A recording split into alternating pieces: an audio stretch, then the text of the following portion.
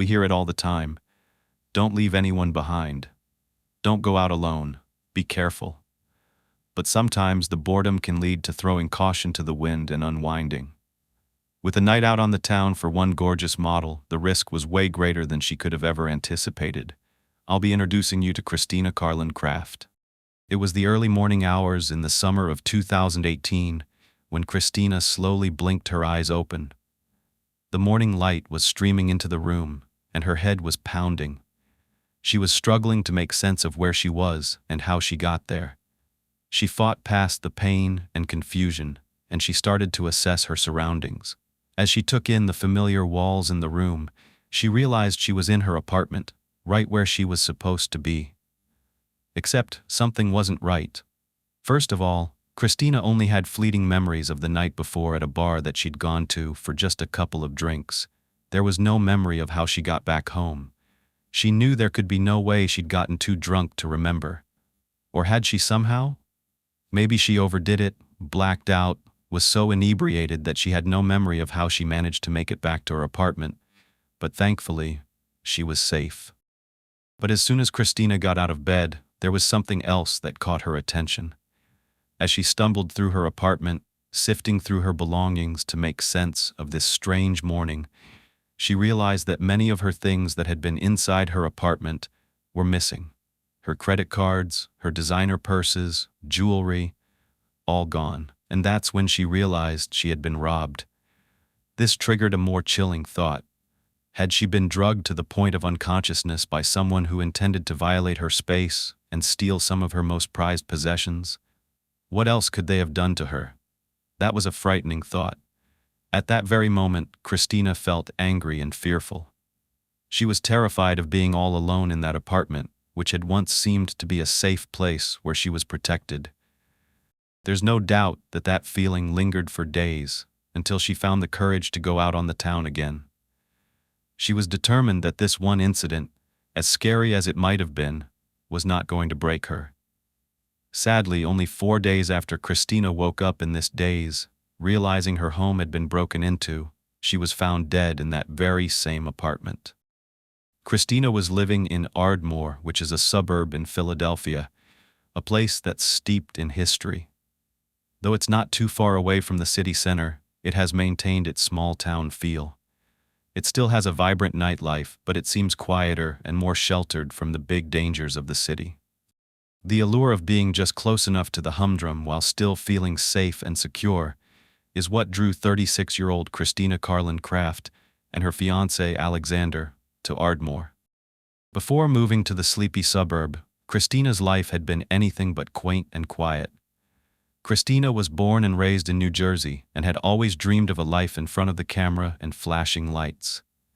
While some girls dream of a corner office on Wall Street or a simple life with 2 kids, a loving husband, and a white picket fence, Christina daydreamed about her beautiful face being splashed across the covers of the biggest magazines in the world. And while it is true the entertainment industry has destroyed the dreams and hopes of millions, Christina had what it took to make it big, and she knew it. She was incredibly beautiful. Her light blue eyes and cascades of dark brown hair drew people in. But she was more than that. There was a light behind those eyes that shined so brightly, people couldn't help but notice she had star power. And soon, this charisma would get her dream job, one step closer to the big lights. But let's go back to the beginning, before she really found success as a model. Christina Rose Carlin Craft was born on November 11, 1981, in Egg Harbor Township, New Jersey, to Stuart Craft and Dawn Ann Carlin. She had 2 younger brothers, Brian and Josh, and 1 younger sister, Kelsey. Brian was only 2 years younger than Christina, but tragically, their mother passed away in 1990 when Christina was 9 and Brian was only 7. Eventually, Christina's father, Stuart, did go on to remarry a woman named Casey, and they had more children, Josh, who was 10 years younger than Christina, and finally Kelsey, who is 19 years younger than Christina. Kelsey was actually born when Christina was graduating from Linwood High School in New Jersey, and afterward, she landed a job as a waitress on the Jersey Shore at Borgata Casino. Though this was a far cry from where she wanted to be, it wasn't a wasted experience. In mid-2003, $1 million was invested in the Borgata casino to make it into a luxury resort, hoping it would draw in more tourists and stimulate the economy. Christina was still working there, and on Labor Day that year, she met a man who would go on to become the love of her life. He was a banker named Alec Ciccatelli. It was love at first sight. Christina and Alec just hit it off and jumped headfirst into a relationship that would span the greater part of 14 years. This was not your typical boy meets girl, and they live happily ever after romance. Christina had dreams, and she would stop at nothing to reach them. And luckily, Alec supported her aspirations. Soon enough, Christina's persistence started to pay off. In her late teens, she landed a few modeling jobs with some of the biggest names in the world: Vanity Fair, Maxim, Victoria's Secret. She was doing it. And one of Christina's close friends was Eva. They met on a 3-day photo shoot for Maxim magazine. Eva and Christina were chosen as the winners of a modeling contest which featured girls from around the world. They became instant friends after the event. With the exposure from Christina and Eva's Maxim photo shoot, Christina's modeling career skyrocketed. The photo shoot gained a lot of attention, and Christina's reputation grew as a model. She was becoming a name in the industry. She started to become even more well-known and was getting booked for more high-profile jobs. She was living her dream. She had a loving man, a thriving career. What more could she ask for?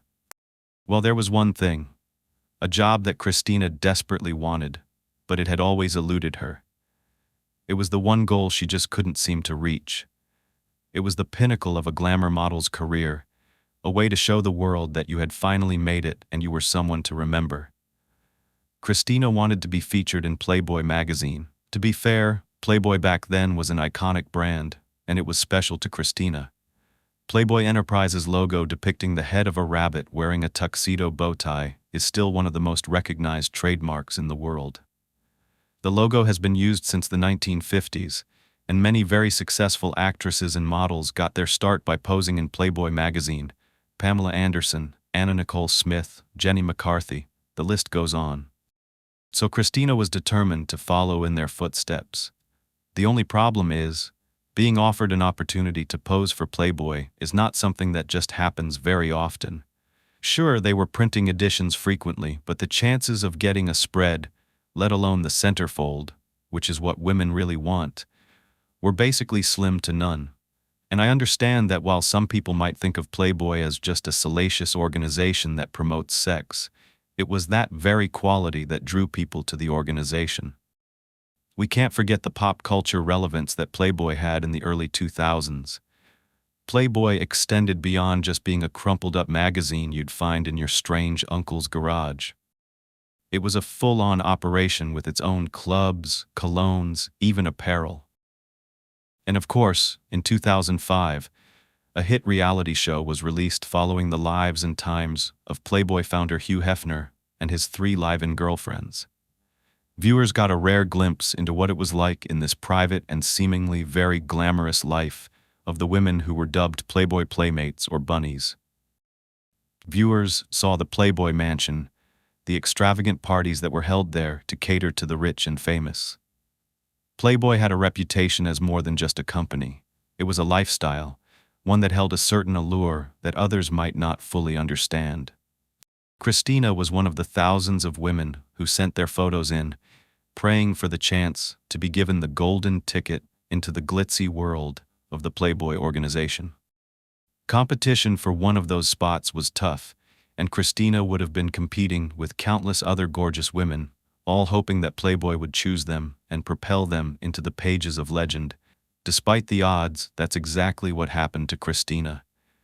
Just like she dreamed of, Playboy noticed that she had something special, that unidentifiable X factor. And in 2009, Christina got the call that she had been chosen as Cybergirl of the Week. Now, the Cybergirl of the Week was a model who was handpicked to appear on Playboy's online subscription platform at the time called the Cyber Club. A brief bio would be written about the woman and posted on the site alongside a boudoir photo shoot. On May 4, 2009, Christina was given that opportunity, and granted, it was merely a stepping stone. It wasn't centerfold status.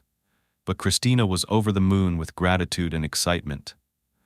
Wearing a deep purple lace bra, the straps falling off her shoulders, Christina stared into the camera with her piercing blue eyes. Her full head of luscious brown locks tumbled down her back.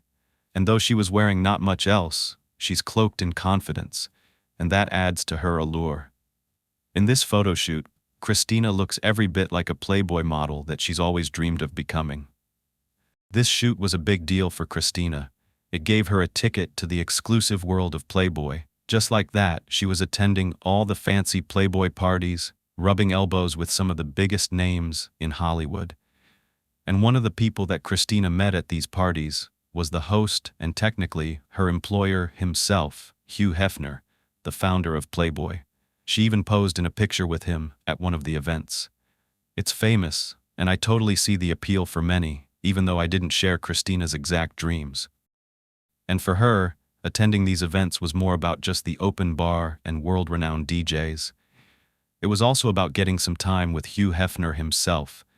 After all, he was the man that would decide who was given that coveted title of Playboy Playmates. While Christina had posed for the online subscription platform and been invited to these parties, she was still considered to be on the lower end of the Playboy hierarchy. Becoming a Playboy Playmate meant that you were given the honor of appearing across the centerfold of the magazine, and only 12 girls a year were given this opportunity. And one girl gets the grand prize of becoming Playmate of the Year. Being a Playmate is about more than just a centerfold, a feature, and a title. It makes you an ambassador for the brand. And if you're really lucky, you might even catch Hef's eye and be chosen to be one of his girlfriends.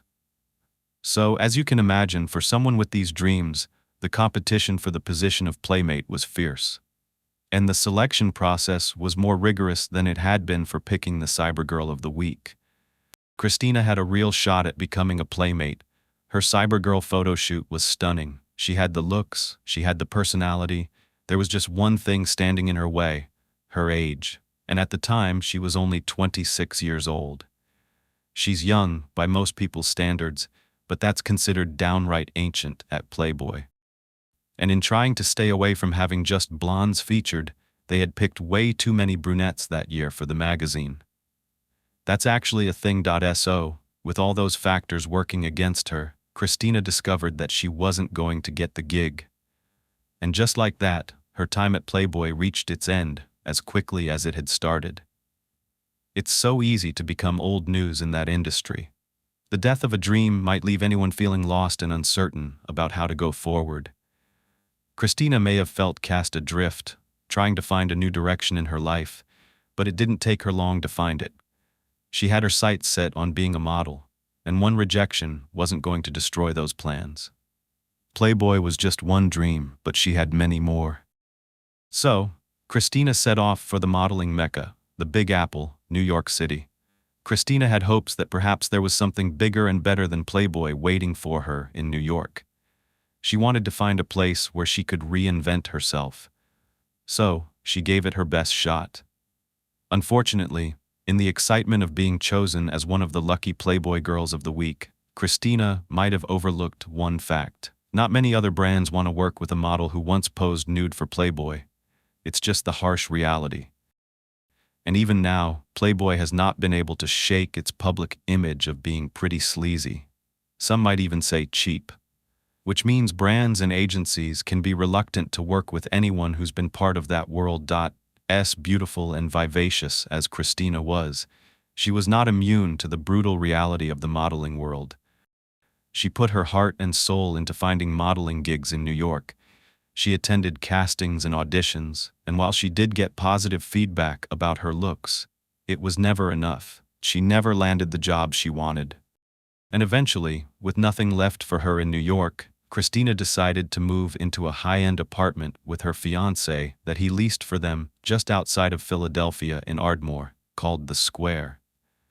It's in a cute neighborhood, and the building has an on-site gym, spacious rooms, and modern appliances. And it's far from living in New York City, but it's a really comfortable place to be. The town had everything you could need within walking distance, including a few pubs and cafes. and it's not too far from the city. So, Christina was still able to go to castings, if that was her goal.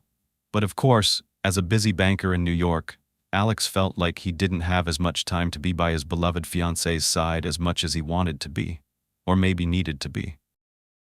Christina spent her days traveling across the city to go on castings, but at least Alex knew she was safe when she was home at their apartment. It was in a close-knit, more affluent community. But it is still well documented that models, especially glamour models, often find themselves taken advantage of by others, especially men. Men will buy into this fantasy that the model's there for their satisfaction, and they feel a sense of entitlement to be part of that fantasy. Alex thought that Christina would be safe in Ardmore, and that they could build a beautiful life together, away from the grime of the big city. So when Alex left the Ardmore apartment on Tuesday, the 21st of August, in 2018, he might have felt comforted in knowing that Christina was safe, tucked away in their little love nest. In that day, when Alex left the Ardmore apartment to head to New York for an overnight trip, which was common for him, he called Christina. It was later in the evening, and he wanted to talk about her day and wish her good night. But she didn't answer her phone. He wasn't immediately concerned because he thought maybe she was just out at a casting or around town.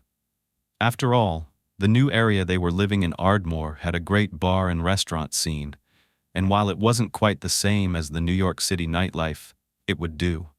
He also knew that Christina got quite lonely when he was away, so it wouldn't have surprised him if she'd gone out to socialize, so she wasn't just all by herself in the apartment.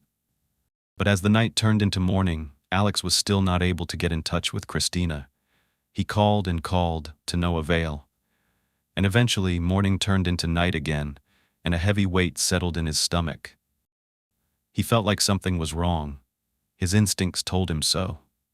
Guided by that sense of worry, Alex left work, made his way back to the apartment, and he rushed inside to try to look for Christina.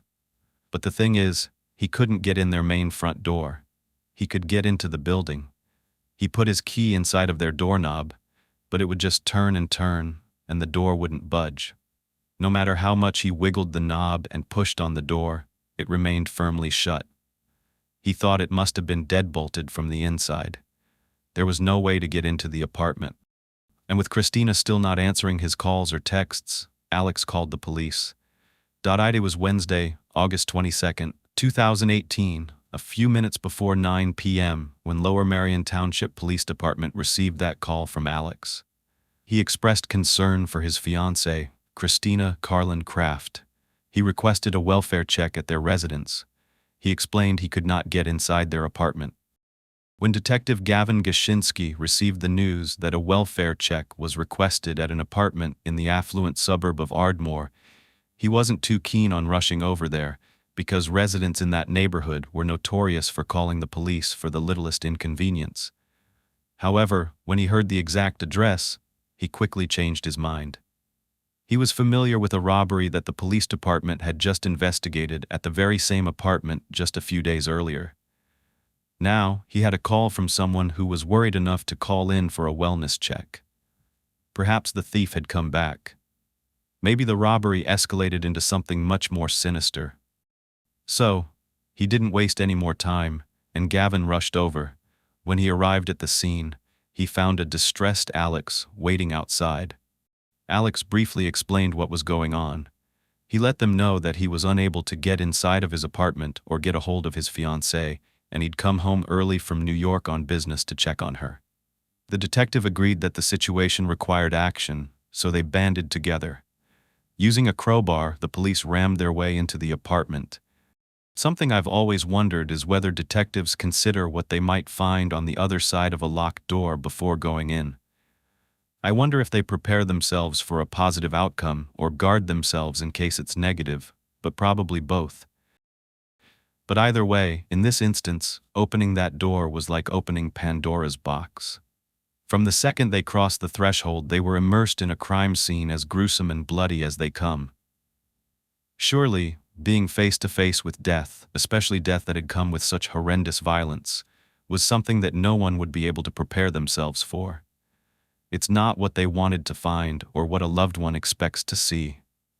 Detectives waded through the chaos of the living room area and made their way to the bedroom. And that is where they found the worst of it. At the center of overturned furniture, clothes just thrown around the room, there were pools of blood and a bed sheet on the floor. Detectives moved towards the sheet, and they already knew what they would find.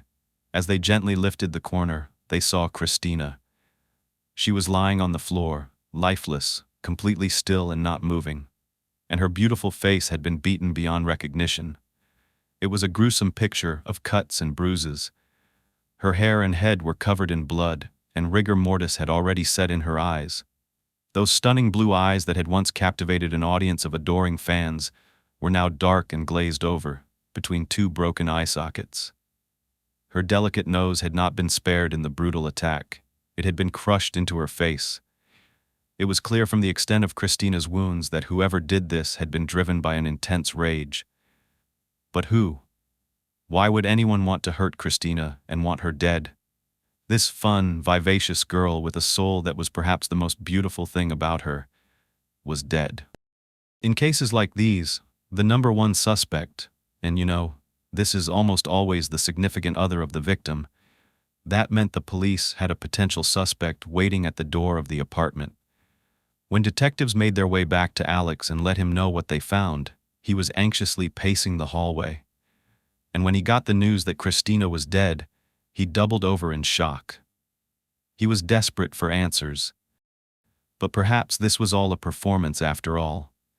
If you are a true crime consumer, or a web sleuth, if you will, then you'll know that guilty spouses can put on some award-winning performances when they want to, or at least they think they are sometimes. Cue Chris Watts on his front porch performance, for example. Perhaps Alex was better than most at feigning heartache. So naturally, given all the circumstances, detectives brought him into the station for questioning. After several hours, it was clear that Alex had nothing to do with Christina's murder. He was a really heartbroken fiancé, and this was no act. With their first and most important suspect ruled out, police turned to their second potential perpetrator, the person who was responsible for the robbery of Christina only days prior to the murder. That's right, Christina had been the one that was robbed recently. I told you that detectives and police officers had been at that exact same address. Ardmore is not the type of suburb that anyone has to worry about things like this. They don't happen too frequently. It's a very low crime area. So police figured that incident was probably a one-off because lightning doesn't usually strike the same place twice. Right? Well, they're not sure. Now recall, that is exactly what made the detective change his mind about wanting to rush to the scene. This address was familiar. He had just taken a report a few days ago. I explained in the beginning of this video that Christina woke up one morning, on Sunday, the 18th, feeling as though she had been drugged. She was completely dazed, and once she adjusted to where she was, she realized that her precious belongings were gone from her apartment. So, she filed a police report. At the time of her murder, the police were still investigating the robbery and had combed through security footage, which they thought could lead to their thief. Statistics that said 70% of individuals between the ages of 18 and 24 years old have reported having their drink spiked, or have witnessed someone else's drink being spiked with a substance while out on the town. And 87% of victims do not report this incident to the police. But let's go back to what happened to Christina while taking her police report. They had her retrace her steps from the night of the burglary, and detectives had deduced that she'd taken a rideshare to a bar in Center City, Philadelphia on Friday, August 17th. Christina couldn't tell them what happened next. However, after reviewing security footage, the investigators determined that Christina rode back home with a man who fit the description of the rideshare driver that she used that night when returning to her apartment at 3 a.m. And this was just the Saturday before her murder. He was a black male who appeared to be in his early 30s, with facial hair. He had a slight mustache and a closely trimmed beard. He was driving a burgundy Kia Sorento with Virginia license plates. On the CCTV footage, detectives are able to see a man get out of the vehicle while Christina is seen passed out in the back seat of the car. The driver takes Christina's keys off of her body from the back seat and enters Christina's apartment building in the early morning hours without her, just leaving her behind in the car. The man went up to her apartment alone and spent more than an hour in there before coming back out and leaving the building, carrying a heavy box. Around 4 a.m., the man came back a second time a few minutes later. However, this time he woke up Christina and he is holding her as they enter the building. Then the footage captures a very dazed-looking Christina propped up against him as he leads her to the elevators and into her apartment. He then leaves her on the floor as he's bringing more boxes of what they believe are Christina's items to his car. Afterward, the man leaves but returns to the elevator, and once the elevator doors close, the man exits the building and drives away. Police release the still images from the CCTV footage, hoping that someone would recognize this man who broke into Christina's apartment. When detectives working on Christina's murder case are questioning the officers who took her initial report about the burglary, they remembered her because she was so upset. She told the officers during the robbery report that she felt isolated and unsafe and how badly this incident impacted her. While they were working on finding out who that man is, they gather more information about who their victim is. Based on Christina's online activity, they could see she was very active on social media and had a large online presence. She definitely left behind a digital footprint that spanned at least the last several years or more. So investigators combed the internet and found an article about Christina in the New York Times from back in 2016. It was reported in the news that Christina had gone into a dispute with a Manhattan restaurant manager over the amount of her bar tab while she was out partying one night with a friend at the Smith. This occurred in March of that year. The argument escalated to the point that the police were called because Christina allegedly struck the man in the neck and then kicked him in the groin. When police arrived, Christina explained the manager had pushed her, but the video footage showed that wasn't true and that Christina was very intoxicated. She was arrested and charged with misdemeanor assault. Well, this is interesting to the detectives because they know she was out the night that she came home with this unknown man who appeared to burglarize her apartment. So of course, their interest is piqued. After the detectives brought Christina's 2016 arrest to Alexandra, he explained that they went to court and made a deal with the prosecutor to drop all the charges against Christina if she agreed to stay out of trouble for 6 months. Christina then relocated to Philadelphia the year after the incident. Alex wanted to protect Christina, and he felt like she was safer in Ardmore than she would be in the city. Because if she needed anything while he was working in New York, he could contact his parents, who lived nearby in Philadelphia.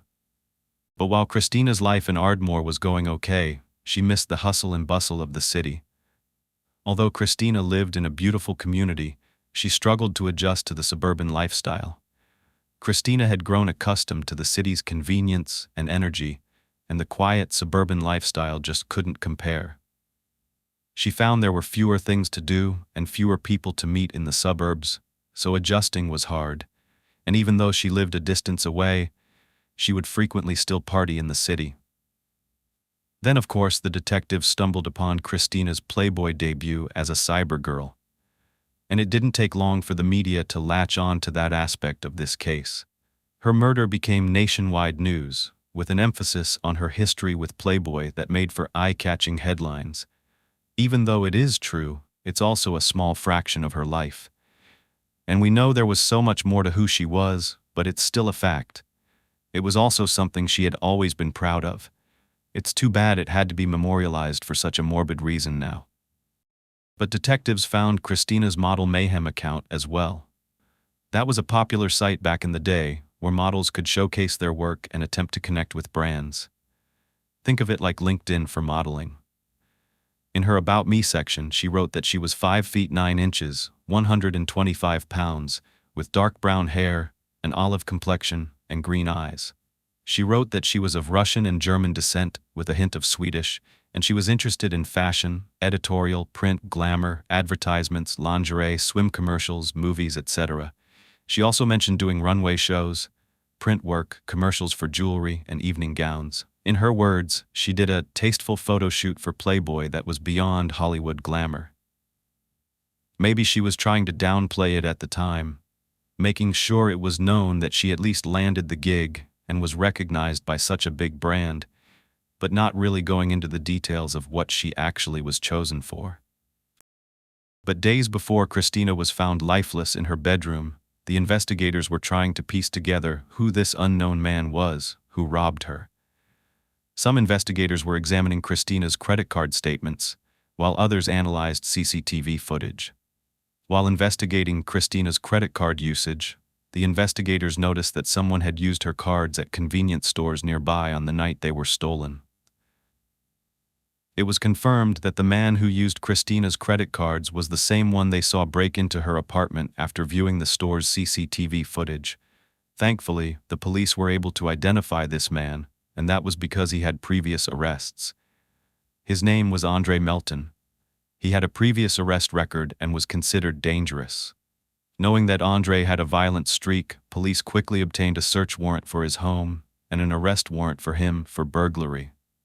On the morning of Wednesday, August 22nd, just hours before Christina was found, police had actually gone over to Andre's home to execute that search warrant. Unfortunately, while they did find thousands of dollars worth of items that had been stolen from Christina's apartment, including designer bags, jewelry, keys, and even the title to a BMW, there was no sign of Andre himself. But they knew that Andre knew exactly where Christina lived and how to get into her apartment.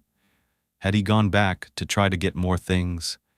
Maybe he was concerned about leaving a witness behind who could identify him. Either way, police needed to find Andre. There was now an added urgency to the robbery investigation because we're talking about murder now. Meanwhile, Christina's autopsy report came back from medical examiner Cale Wardak. It turned out Christina had 22 bones broken in her face with significant bruising, but her cause of death was determined to be from ligature strangulation.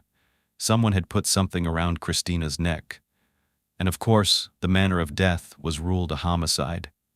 I cannot imagine someone doing that to someone. She was hit over and over again. It's unbelievable. So now, while hunting down this thief, detectives continue to scour through hours and hours of surveillance footage because they have a violent person that they need to catch. They searched frame by frame of footage until they found something. It was Christina leaving her apartment in the early morning hours on the day she was found dead. Christina left the building alone, but a little while later, around 3 a.m., there she is again. But this time, she's not alone. She's walking arm in arm with an unknown man. The man has the same complexion as Andre. He's a black male around the same age, maybe in his 30s. He's wearing a white do-rag, a leather jacket, and white jeans. But it actually doesn't appear to be Andre. This man and Christina walk into the apartment building a little while after 3 in the morning, around 3:08 a.m. Christina's door opens, and the security system recorded that time. But then no other doors are detected being open on Christina's security system until 5:19 a.m., when the system recorded that the door to the balcony closed. Christina's apartment is considered a first-floor apartment, but if you look closely, the first floor appears to begin on what would normally be considered the second story of the building. The investigators believed the perpetrator could have escaped by jumping over her balcony. It's not that far of a drop. And this is because neither one of them are seen leaving or walking back out the front door. Whatever happened after they entered that apartment building would leave one person dead and the other the subject of a nationwide manhunt. Thankfully, the security footage of Christina and this mysterious man was incredibly detailed. It was of high quality, and in a lot of cases like these, the footage is so grainy and distorted that it fails to fulfill its intended purpose. But not this time. The footage was very clear.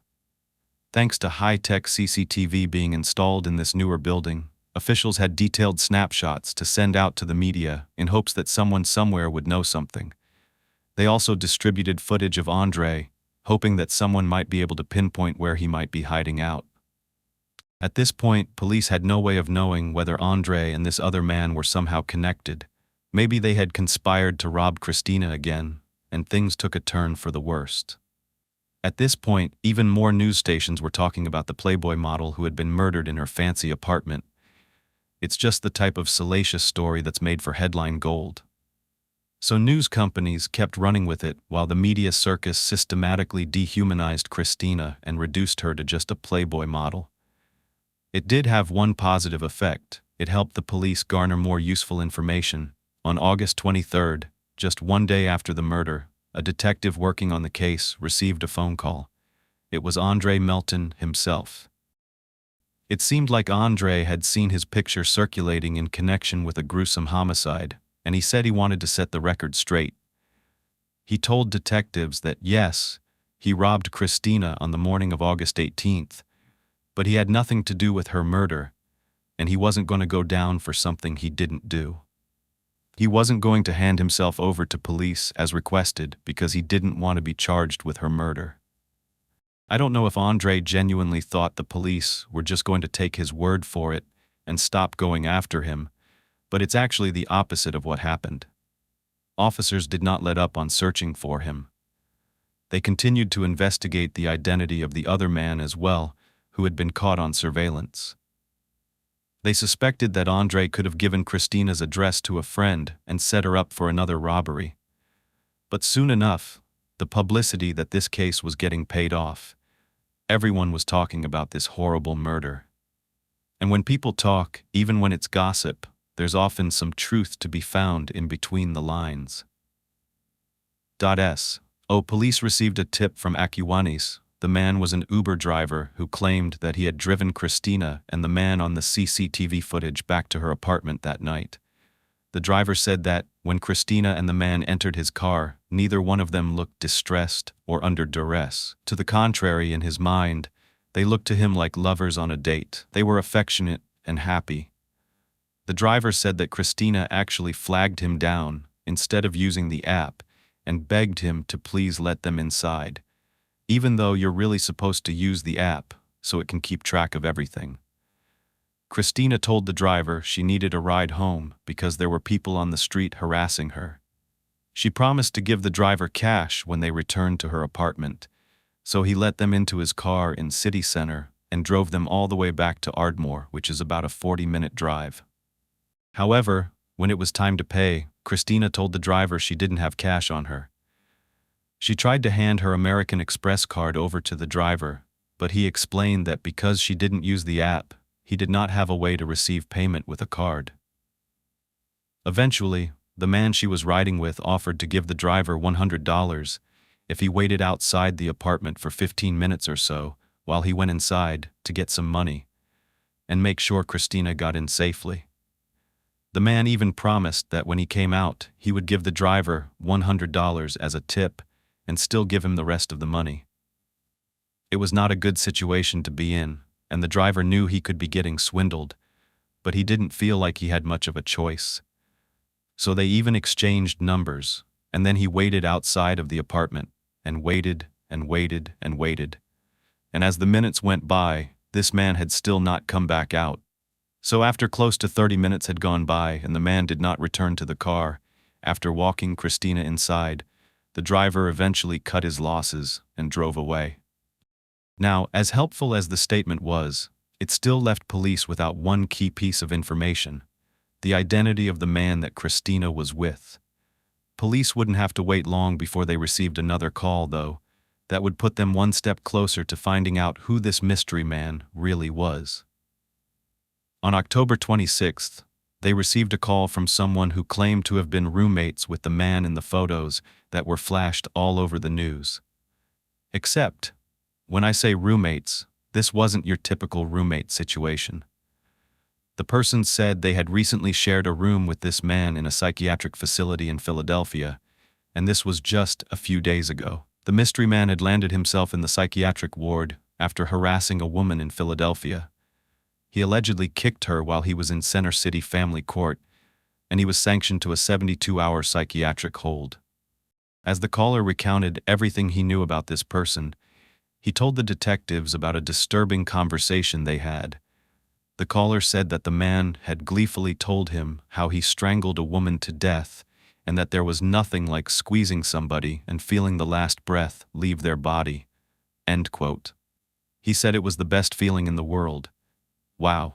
So clearly, whoever this guy was, he needed to be stopped before some other unsuspecting person fell victim to assorted plans. The caller had spent time in this regulated institution with this man, so there had to be a record of his identity, right? It was actually a shock when they discovered that the man had been admitted to the ward under John Doe. No legal name was given, and worse yet, he had already been discharged by the time the police got there. They missed this person, who was heavily suspected as Christina's killer, by just a few days, perhaps even hours. At this point, to detectives, this case might have started to feel like an extended game of cat and mouse. They were just chasing their tails. For days, they had pored over everything they had in this investigation. They were working late hours, just getting enough sleep to keep themselves somewhat functional. And still, they didn't have that vital piece of information. Christina's family was a mess. They were desperate for answers. While they were also trying to paint Christina in a much better light than the media had, her loved ones wanted the public to know that Christina was more than just a Playboy model. Her aunt, Angelique Carlin, said, quote, "She was the sweetest girl, loving, kind, generous, and thoughtful. Those are the things I will miss about her." She also, of course, wanted to know how this happened and why, and it's true, we don't know. Christina and the media will latch on to the bad or the most interesting facts about someone, that they like to party, they pose nude, they like to get into brawls at bars. But if we were to have a magnifying glass put to each of our lives, there is bound to be something we're not proud of that doesn't define an entire person. Her father told the Daily Mail that Christina was, quote, "a happy-go-lucky lady. She loved life, she loved to be around people, and she liked to enjoy herself with people. And that's what I think occurred. I think that someone saw her happiness and took advantage of that." End quote. But at this point, the investigation looked like it was going to stall. However, on the 29th of August, just 1 week after Christina was found, they got their break. This was, ironically, the very same day as Christina's funeral. The 36-year-old was brought back to New Jersey, and her service was held at Fenter Church. Her father, Stuart, greeted mourners outside the church after the service, and Christina's body was carried by pallbearers in a white casket and placed in a hearse adorned with flowers. She was later buried at Laurel Memorial Park in Carver Township, Atlantic County, New Jersey. And like I said, that same day, the police received a call from someone who claimed to be a family member of the man on the CCTV footage. They thought this had to be it. They were finally going to be able to catch their man. Well, yes and no. The family member had the man's name, but the police would have to figure out how to catch him on their own. He was identified as 31-year-old Jonathan Wesley Harris, a person who had a felony record and had been released from prison on robbery and drug charges just 5 weeks before Christina's murder. Now that the police had a name, they knew it was just a matter of time before they found Jonathan, and finally were able to put all the pieces of this puzzle together. With nothing else to go on but some old-school detective work, the investigators started to unravel the mystery of where Jonathan could be. They called friends, acquaintances, family members, anyone who might know anything and be brave enough to come forward. And eventually, police spoke to Jonathan's sister, and it was after speaking to her that they got their answer. She told detectives that Jonathan had left Philadelphia. In fact, he was on a bus headed straight to Pittsburgh. With this information, and no more time to lose, detectives contacted authorities in Pittsburgh and let them know a potential killer was headed to their city. He was violent and dangerous and needed to be apprehended as soon as possible. Using Jonathan Harris's photo and his criminal history, Pittsburgh officers formed a fugitive task force to better understand and prepare themselves for what they were up against. And despite having a significant criminal record, Jonathan Harris was never charged with anything like murder. He was, of course, convicted of things like forcible entry and drug trafficking. Pittsburgh task force members made their way to the bus station to try to intercept him. The authorities had an approximate time for when the bus would arrive. Now they just had to wait. They had surrounded the bus station and blocked all the exits to make sure there was no escape for their suspect. Eventually, they heard the rumble of the bus as it made its way into the station, and authorities watched as the bus slowed to a stop and the doors opened. Out walked the very first passenger. It was not their guy. Following closely behind the first was another, but again, not the man they were looking for.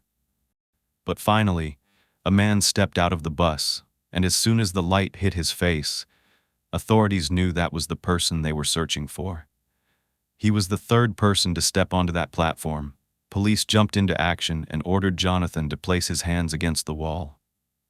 For a brief moment, it looked like he might make a run for it, but in the end, he was arrested and taken into custody.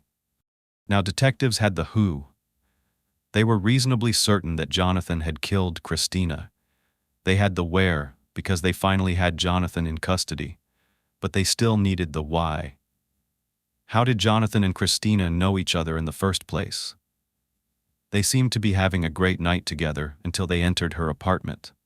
So, what happened in those few short hours that could possibly end up with Christina dead and Jonathan on the run? When they showed him a picture of Christina and asked how he knew her, he claimed he'd seen Christina while out on the town and decided to strike up a conversation. They discussed how lonely she was in the suburbs and how she missed the party atmosphere that the city offered. The two of them hit it off, and they were both under the influence of drugs and alcohol, according to him. So they decided to head back to Christina's apartment and keep the party going after the bars began to close. Jonathan said he'd been providing Christina with party favors that night in the form of as much cocaine as she wanted, with her allegedly promising to pay him for it once they got to her place. But once inside, Jonathan claimed they drank a couple of bottles of wine, used some more cocaine, and then had consensual sex. However, according to Jonathan, remember, there had been some sort of agreement that Christina would pay for the drugs that she used that night. He said once their rendezvous was over, Christina refused to pay the $1,200 worth of drugs. At first, a verbal argument ensued, where Christina allegedly told Jonathan that it was his decision to give her the drugs, and she wasn't going to pay for it after the fact. She had hidden his cocaine, and he didn't know where it was. But when Jonathan didn't agree to those terms, he said the argument escalated. Christina picked up a wine bottle and smashed it against his head. His ear started bleeding while she kept screaming for him to get out. Now, after this happened, he claimed they did get physical with one another, but he did not kill her. He said he slapped her in the face, and she fell to the floor in the hallway of her apartment, and he left. According to him, when he left her apartment, she was still alive, just very intoxicated. While this story does seem plausible, there are just a few things wrong with it. First, Christina did not have any drugs in her system when she was found. Her toxicology report only found alcohol in her body. Secondly, if he did not kill her, then who had done so on the exact same night they fought? Detectives let Jonathan know they weren't buying his account of the story. They got up from the table and left the room, thinking that maybe if he just had a few minutes to gather his thoughts, he might be inspired to tell them the truth. One can only imagine the overwhelming emotions and thoughts that are flooding through a person's mind in a moment like this. There he was in a cold, dark room, having to deal with the fact that he might spend the rest of his life in a cold, dark room, not too dissimilar to the one he was currently in. He must have known the gig was up. He'd been through this before. It wasn't his first rodeo. He had hidden, run, lied, and it had all been futile because there he was. There was nothing for him to do but tell the truth. Those few minutes alone most certainly stirred something in him. Because when the investigators came back, Jonathan told a story that was a bit closer to what might have actually been the truth. He admitted that he and Christina had a physical altercation over drug money. He claimed they used $1,200 worth of his cocaine, which he expected her to pay for. But she thought, in his mind, she thought having sex with him was enough. He said he slapped her in the face, and she fell to the floor. Then he said he picked her up, walked her into the bedroom, and put her on the bed. At that point, he said he was panicking. She was naked, and he had white pants on. I'm guessing he's saying he did not want to get blood on himself. Then he said she was trying to recover from the blow he delivered to her. When she recovered, she began to scream at the top of her lungs. So what did he do? He punched her in the face and begged her to be quiet. He told her he punched her in the face and begged her to be quiet. He said he told her he didn't want to hurt her. But then, when he punched her, she got quiet and she kind of went unconscious. As she was lying on the bed, he tied her hands up with a pair of pajama pants. He tied her to the bed so she couldn't hit him back. He said at that point, she was acting pretty reasonably, and he told her he was just scared and wanted to leave. He did eventually untie her, but he explained that he thought she was cooperating. She was pretending. She jumped off the bed and tried to run to the front door. So he grabbed her and threw her back on the bed, then started beating her in the face, over and over again, this time hitting her harder with the intention of making her unconscious. She finally did pass out, and then he went looking for his cocaine, which he said he found inside a jewelry box. When asked what Christina was doing at that point, he said she was on the bed, bleeding profusely, and he was now looking for money, but didn't find any. He was panicking because she was breathing funny. His words, she was on the bed, breathing funny. These are all his words. He said he didn't know if he should just burn the house down or what. But he turned her over on her stomach, and blood was coming out of her mouth. And she actually allegedly spoke to him, saying, "I'm fine. I just want to call my father." Jonathan obliged. He went to go get her phone from the living room and handed it over to her. But Christina wasn't calling her dad. She was trying to call for help. She was in fear for her life and managed to punch in one number, the number 9. Jonathan said he panicked when he saw that she was trying to call the police, so he snatched the phone away from her before she could press 11. He took the phone and threw it. And that's when he says, in his panicked state of mind, he began choking her and pushing her on the bed. When he let go of her, he swears he still saw her breathing, but she wasn't fighting anymore. Then he covered her body with a sheet because he didn't want to look at what he had done. Then he stole some of her clothes, presumably to change into them because his were blood-soaked. And then he made his exit. Jonathan was never seen exiting the apartment because he said he took a different route altogether. Christina's apartment was on the 2nd story, and around 5 a.m. the sliding door was open. Jonathan jumped out and ran away, just as investigators had suspected. As brutal as this crime was, Jonathan maintained that it was never his intention to hurt Christina. He said, quote, "I panicked. I was scared. I didn't know what to do. I covered her with a blanket because I didn't want to see her like that. I knew she was hurt really bad," end quote. Jonathan also claimed that he was under the influence of some pretty heavy drugs that night, which were responsible for altering his behavior. He admitted to killing Christina, but pleaded not guilty to first-degree murder, saying that this was in no way premeditated. At trial, Jonathan and his attorneys did not deny that he had choked Christina to death. Their entire defense was that Jonathan did not go into that apartment that night with the intention to murder Christina, and thus, a first-degree murder charge was too harsh. They asked a jury to find him guilty of third-degree murder instead, which carried a much lighter prison sentence.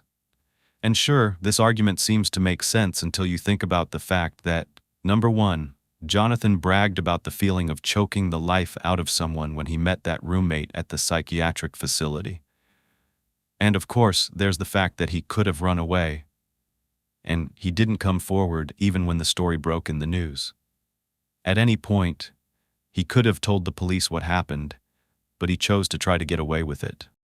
He didn't have to kill Christina at all. He could have left her tied up, or even just fled after he punched her the first time or pushed her. But he went many steps further by beating her and choking her to death. Christina fought for her life until the end. Jonathan could have stopped the attack. There was ample time for him to cool down, come to his senses, and make a different choice. A choice that wouldn't have stolen a young woman's life and left her family in a state of sadness and distress. The jury must have had the same sentiments because they found him guilty of first-degree murder, as well as kidnapping, possession of an instrument of a crime, and strangulation. Reporters watched from the gallery as Jonathan processed this verdict. In the end, when it came time for Jonathan to reveal what he thought about the verdict, he simply said, "Justice was served," end quote. And I think he's right. When it was time for Christina's fiancé to give his victim impact statement, Alex addressed Jonathan, calling him a coward, and said, quote, "You killed a kind, loving, generous, amazing person who is sorely missed by everyone every day. You destroyed the lives of so many people and inflicted needless pain on her family and your family, and for what?" End quote. Alex went on to talk about how Christina's murder has devastated her family. He said the fact that Jonathan lied about Christina doing cocaine, or even wanting to buy drugs from him, and just dragged her name through the mud was hurtful. She had no drugs in her system, Alex said. Christina had never once used cocaine as long as he knew her, and we know that he knew her for over 14 years. Jonathan received an automatic sentence of life in prison without the possibility of parole. He also received an additional 22.5 to 45 years for other charges.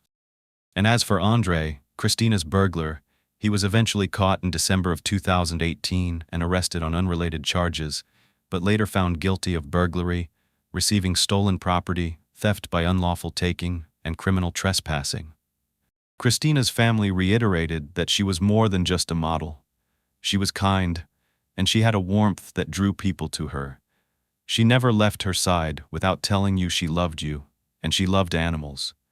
She also loved her dad, so much so that in her final moments, he was the one she thought of calling.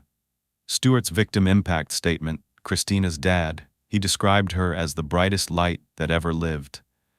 And even though her life may have been cut short, that light lives on in the hearts of the countless people who loved her. End quote. Halloween night in a quiet rural city. It's the busiest night of the year. It's the kind of place where parents feel safe about their children and teens heading out trick-or-treating in groups without any supervision. After all, everyone knows everybody else, and they look out for each other. But for one young woman, who was excited to celebrate her favorite holiday with her friends, this would be her last Halloween, and the ripple effects of what happened that night would haunt her family, friends, and her local community in ways they would never have expected. Today's case takes place in British Columbia, Canada, specifically in a town called Armstrong, which is around 285 miles northeast of Vancouver. It's quite a small town. The population at the time this case took place was only about 5,000 people. Armstrong is the type of town that appeals to people seeking a quieter lifestyle, surrounded by nature, while still being close enough to larger towns for convenience. It's also a great place to raise children, outside the hustle and bustle of a city, and it's a safer place. The town's rural character means spending a lot of time outdoors, exploring the fields, playing in the local parks, or taking part in the recreational opportunities in nearby towns like Vernon and Salmon Arm. Hiking, fishing, and day trips to lakes are common weekend activities for families in this area. School life revolved around just a few small schools where everyone knew each other, and relationships were very tight. There was actually only one high school in Armstrong. Plus, with limited entertainment options, teens living there in the 2000s often had to get creative, like hanging out at local drive-in theaters nearby or attending local sports events. Social life was very much about community involvement, whether it was volunteering at events, attending church gatherings, or just spending time at Armstrong's farmers markets and local fairs. Though Armstrong may have lacked the excitement of a large city, it provided a sense of security and connection. This lifestyle fostered independence with kids who walked or biked freely around the town. The small-town upbringing helped to create lasting friendships and a grounded sense of belonging. This is where our story begins, and also where it ends, in this small town. Back on June 11th of 1993, Raymond and Marie Van got double the blessings when Maria gave birth to fraternal twins. First came Kirsty Jane, and 2 minutes later, they welcomed Taylor Jade. They were 4 pounds 10 ounces and 4 pounds 13 ounces, and the Van Dess family went from 2 to 4 in an instant. Armstrong is where the Van Dess twins grew up. Taylor and Kirsty were very close, as you can imagine any twin sisters would be, joined by the type of bond that other siblings can't exactly understand. The girls shared a room for many years, and when they eventually got their own bedrooms, it felt strange to Kirsty. Even though they both had a new space and the freedom to be independent, most kids can't wait to have their own rooms, to decorate the way they want, and to hang out without their parents bothering them. But for the Van Des twins, on what was supposed to be their very first night in their new bedrooms, it just didn't feel right for Kirsty not to know her sister was right next to her. So they decided to sleep in the same room together until they felt more comfortable having their own space. As kids, the girls loved getting outdoors and climbing trees near their home, enjoying the freedom to roam that the rural upbringing offered. The sisters both liked to do a lot of the same things, but they definitely had different personalities. Taylor was more outgoing and bubbly, while Kirsty was on the quieter side. Still, they were very close, and they were always there for one another. At some point during the girls' childhood, though, their mom and dad, Marie and Raymond, decided to split. Taylor and Kirsty remained living with their mother, but they still maintained a very close relationship with their father. During their elementary school years, Taylor loved all things related to Harry Potter, and she shared that love with her best friend at the time, Tish Cooper. There were times when they would pretend sticks were wands and use the spell Wingardium Leviosa, so they could hide from Voldemort up in the trees or pretend to chase tornadoes. They spent so many recesses together, just being silly little kids. Taylor grew up into a curious, kind, fun-loving, and busy teenager. Her wit and her energetic, loving nature meant that she had a very solid group of friends around her. Good friends who became great friends. They'd do anything for Taylor because they knew that Taylor would do anything for them. Those closest to her affectionately referred to her as Tay, or Tay, Tay. She and Kirsty attended Lenwood Middle School, and then went on to Pleasant Valley Secondary School, the only high school in town, where Taylor quickly became close with like-minded students who shared her love for music and performance. Taylor loved music from a very young age, and she was very talented. Not only could she sing and loved to sing, but she could play the flute, and play it well. She even had a really cool hot pink-colored flute. Taylor was involved in multiple musical pursuits. She was in both the junior and senior bands, as well as the school jazz band, and had a deep respect and affection for her music teacher, Jim Hoy. She was so sad when she found out that he was no longer going to be teaching at their high school, because music was such a big part of Taylor's life. It's where she made most of her closest connections, like with her friend Annalie Sheridan, who also played the flute, and whom Taylor met back in the 7th grade when the two of them had to share a music stand at a concert. For the next few years, the two girls became flute buddies, playing side by side. It was also in the school band where Taylor met her best girlfriend, Zoe Unruh, and her best guy friend, Devin Ringland. Taylor and Zoe met in the 8th grade, and as the pair progressed through high school, they even took all the same classes so they could spend as much time together as possible. In 2008, the twins got the cutest little Pomeranian puppy. Oh my God, such a little cutie pie. And they named her Maddie. They took hundreds of pictures of her. There was Taylor holding Maddie after she gave the pup a bath, one of Maddie yawning, and so many more. Taylor and Kirsty both filled their Facebook profiles with tons of pictures of their fur baby. The twins also enjoyed feeding the ducks and pigeons at the local park, and would even go there with friends, bringing bread, tortillas, or any little crumbs they could gather for the birds. In 2009, Taylor, Zoe, Annalie, and Devon went on a school band trip, and they had an absolute blast making music together, goofing off, taking lots of photos, and making the best memories. I actually went down the rabbit hole on Taylor's Facebook, and I was thoroughly amused, reliving my own childhood vicariously through all of their fun pictures. I'm showing some of them on the screen if you're watching, but I'm sure you can imagine what a trip like this was like. The bus ride, the digital cameras back then, being away from your parents and in a hotel, just enjoying time with friends. As Taylor moved through high school, she decided she wanted a new musical challenge and switched to playing the baritone saxophone, naming her new instrument Boris. Apparently, She made it look easy, and she was actually pretty good at it too. Taylor was also involved in musical theater at school, which is how she met one of her closest guy friends, Clay Valstar. The pair even had a unique and creative nickname for one another. Clay called Taylor Taylosaurus, and in turn, she referred to him as Clayosaurus Raptor. Clay would text Taylor so much that, over time, his phone would autocorrect her name to Taylosaurus. After meeting Clay, he and Taylor, along with Zoe and Devin, were inseparable. The four of them were always doing stuff together and took so many pictures to prove it. 2009 was also the year that 16-year-old Taylor began dating her boyfriend, fellow student Colton Loring. They made a really gorgeous couple, Colton with his long dark hair and light blue eyes, and Taylor's brown hair and green eyes. In some of their pictures, they looked like models in a magazine. It looked like they also had a lot of fun together on their camping trips with friends, posing in front of gorgeous nature backdrops like waterfalls, hiking, getting some sun by the lake, or visiting the drive-in theater together. Just enjoying each other's company. You might think that being so busy with all of her music commitments and being in love now, it would be easy for anyone's grades to slip. But not Taylor's. She was extremely intelligent, and the academic side of things came very easily to her.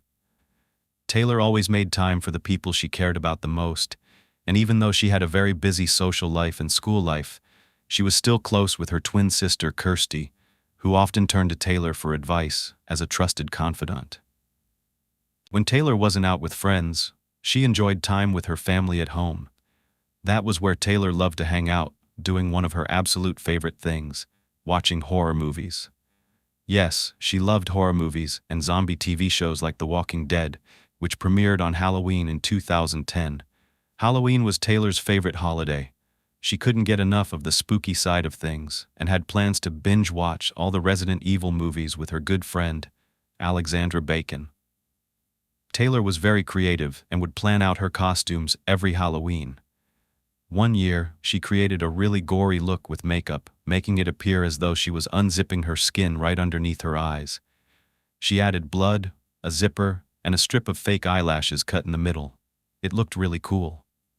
Taylor and Kirsty had been dressing up together since they were little, enjoying Halloween as kids. Here's a picture of them. I think Kirsty's the vampire, and Taylor's on the right as some kind of animal, might be a bear. They would also carve pumpkins together, and Taylor made a really elaborate creation of Oogie Boogie from The Nightmare Before Christmas. Kirsty was also super talented, not only as an artist, she was really good at drawing and painting, but with makeup as well. Taylor loved to spend the rest of her spare time being creative, doing things like dyeing her hair and playing around with different hairstyles. RuPaul's Drag Race was another one of her go-to shows to watch with her friends. She also enjoyed playing mobile games as well as indulging in World of Warcraft. She was very good at it. She would even introduce her friends to the game and teach them how to play. For New Year's Eve 2011, Taylor and her friends had a pizza party, ringing in the new year together, but there was no way to know at that time that this would be Taylor's last year on Earth. It's hard to imagine that such a lively young woman would be gone in just a matter of months. If only time could have stood still, if somehow someone could have warned her of the evil that lay ahead. That year, Kirsty and Taylor turned 18 the day after their senior prom, on June 11th, and what a great birthday present that was. The evening of June 10th was nothing short of exciting. It was the end of a chapter. Taylor, Kirsty, and all their friends were graduating. The twins looked stunning at prom. They wore matching strapless gowns. Taylor's was a copper color and Kirsty's was teal. Both bodices were adorned with silver beaded lace motifs and a striking A-line gathered skirt. They both wore their hair up, with a couple of curled strands hanging down in front. Taylor completed the look with long earrings and a cream-colored purse. Marie helped Taylor fasten her dress in the back before heading out, and Taylor posed for a quick picture in their living room. It was a night everyone would remember, with so many beautiful memories made and pictures that would last a lifetime. Marie couldn't have been prouder of her girls as she stood between them for a photo. Then, 2.5 weeks after prom, on June 28, 2011, Taylor and her friends graduated from Pleasant Valley High School. Being young, Taylor hadn't decided what path she wanted to take career-wise, but I'm sure, like many others her age, she thought there was plenty of time for that. She had worked really hard and was looking forward to just hanging out over the summer, taking a break, having a good time, and relaxing. Her next couple of goals were to get her driver's license that November, as well as her first tattoo, and Taylor had the design all planned out. It was fitting, given her love for music. She wanted to get the bass and treble clefs joined together in a heart shape on her inner right wrist. But first, Halloween. In the lead-up to Halloween 2011, Taylor was watching a ton of horror movies, completing her last driving lesson, and of course, deciding what her costume would be that year. She turned to her friends on Facebook for advice, asking whether she should be a zombie or a woodland nymph. Ultimately, Taylor chose to go with the scarier option and picked the zombie. Her costume was simple. I mean, it should be. After all, zombies were just normal people until they were infected in some way and lost control of their brains, just walking aimlessly, hungry for their next meal. Taylor put on a pair of dark blue distressed jeans, a white tank top with fake blood stains all over it, and a loose-fitting purple shirt that slid off her shoulders. And of course, she put on the white face makeup with the dark circles under her eyes and more fake blood dripping down her chest, coming out of her nose, with a fake cut on her right cheek. That year, Zoe was dressing up like a dead body, which would coordinate very well with Taylor's outfit. Now, someone who was not from the United States or Canada commented on my very last Halloween episode, and they were confused about why anyone would celebrate a night of evil, as they put it. I thought I would give a little insight, very quickly, into what Halloween actually means to people who celebrate it. Its origin comes from a number of places, each with its own meaning, which you can research on your own. However, all of them tend to celebrate those who have lost their lives and are missed by their loved ones, not celebrating the evil that caused it. Costumes were actually originally worn to ward off the evil spirits that might come out that same night to do harm. But honestly, it's come such a long way since then. Taylor loved Halloween, and she was really excited to celebrate it. The low that night was going to be 34 degrees, so Taylor also put a jacket on top of her outfit, since she would be walking for about 10 to 15 minutes to meet up with friends. Halloween was a very busy night in Armstrong. The sun began setting at 5:30 p.m., so of course, the kids usually got a head start on trick-or-treating a little before that. Plus, many people would gather at the Armstrong Fairgrounds for the annual Halloween fireworks and bonfire. The bonfire usually started around 7:15 p.m., with free hot dogs and hot chocolate at 7:30, followed by the fireworks at 7:45 p.m. The plan that evening was for Taylor to go trick-or-treating with Zoe, Clay, and her boyfriend Colton. It was the first year that Taylor and Kirsty wouldn't be trick-or-treating together. Kirsty kind of felt like the sisters were a little too old to do that anymore. I'm still doing it every year, but when you have kids, you start being a kid all over again. Taylor thought, you know what? I'm going to do it anyway. She had just turned 18, so even though she was technically an adult, she figured, why not go one more time? She was going to make the most of her last year dressing up, knocking on doors, and getting some free treats. Throughout the day, Taylor and Clay texted constantly, looking forward to hanging out that evening. They agreed that Taylor would walk to Clay's house, which wasn't far away, and everyone would get together from there and then go out.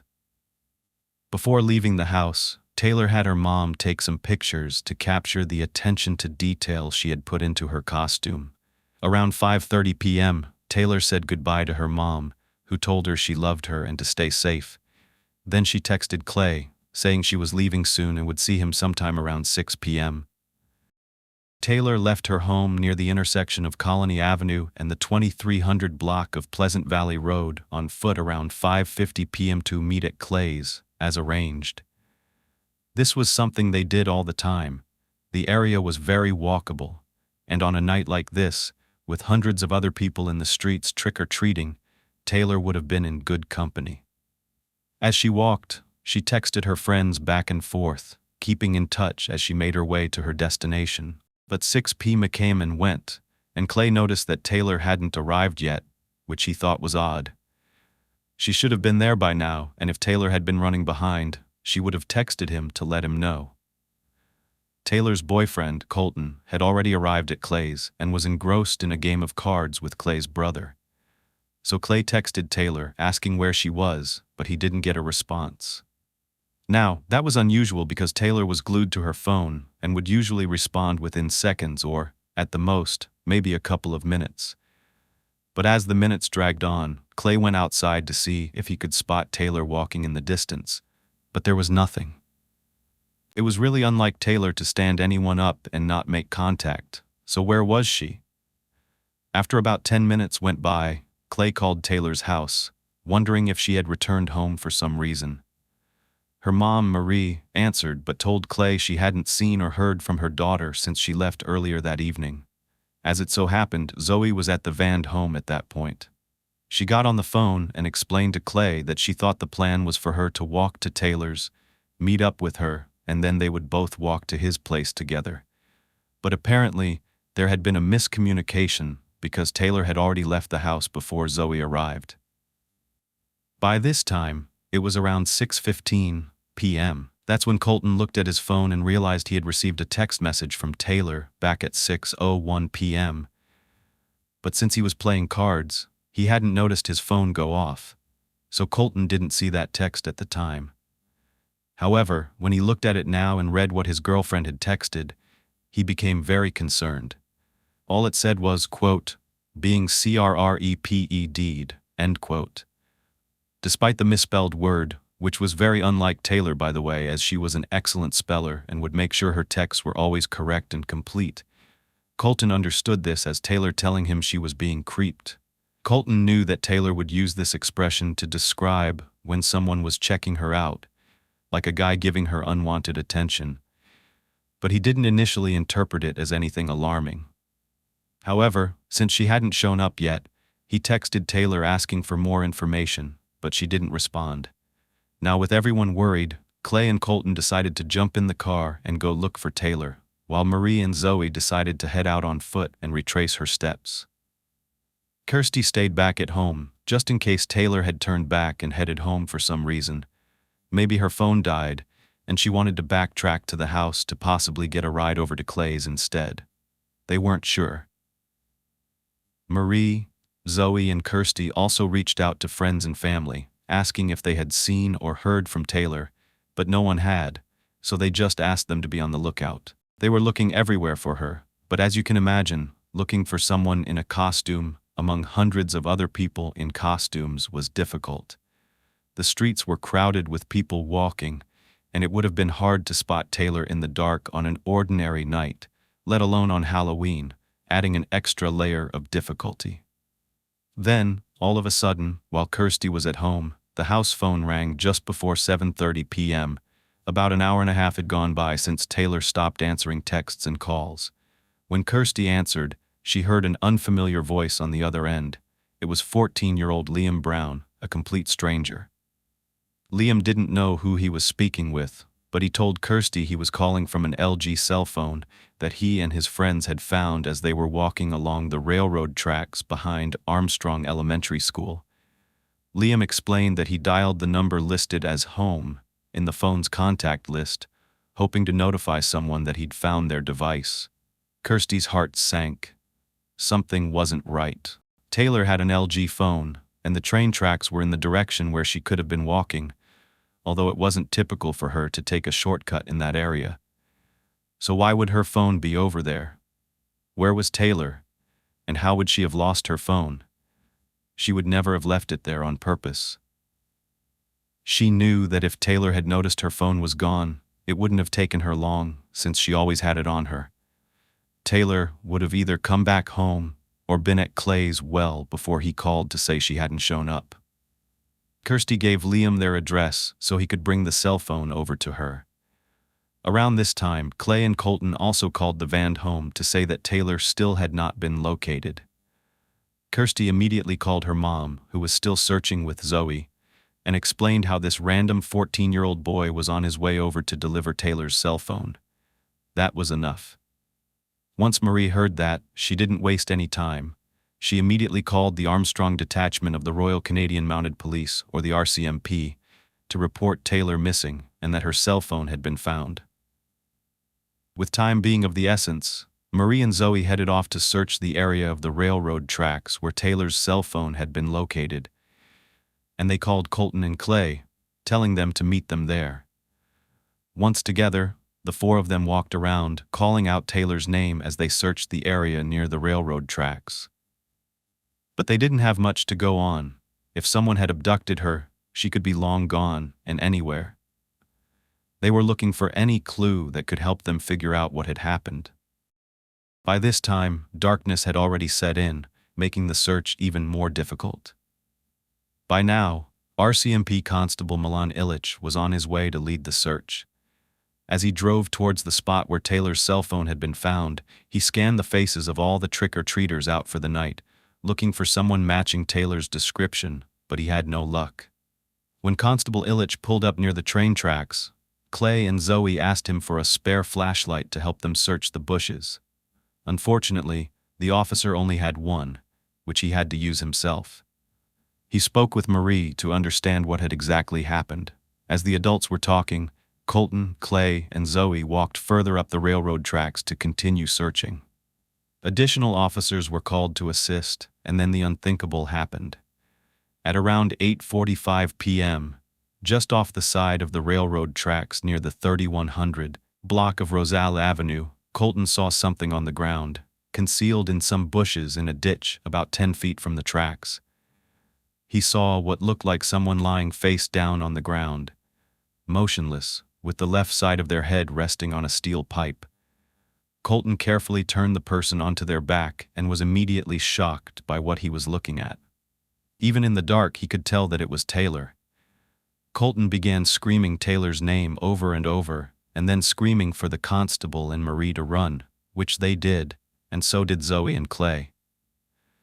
I cannot start to imagine finding my loved one like this. When everyone had arrived to where Colton was and saw Taylor, it was really hard to figure out with the way she was lying in all of the fake blood. But once the constable was able to shine his flashlight in her direction, they got a better look, and it became clear that her injuries were severe. She'd sustained multiple cuts and bruises and was bleeding from her head. There was blood matting the hair on the back of her head. Constable Illich squeezed Tor's leg for a sign of life, but she didn't respond. However, she was still breathing. He called for paramedics, as he and Zoe placed their coats over Taylor to keep her warm while they waited for emergency services. She was fully clothed and was still wearing her jacket when she was found. She was just 8 blocks from home, around a 10-minute walk or less than half of a mile. While they waited for emergency services, Marie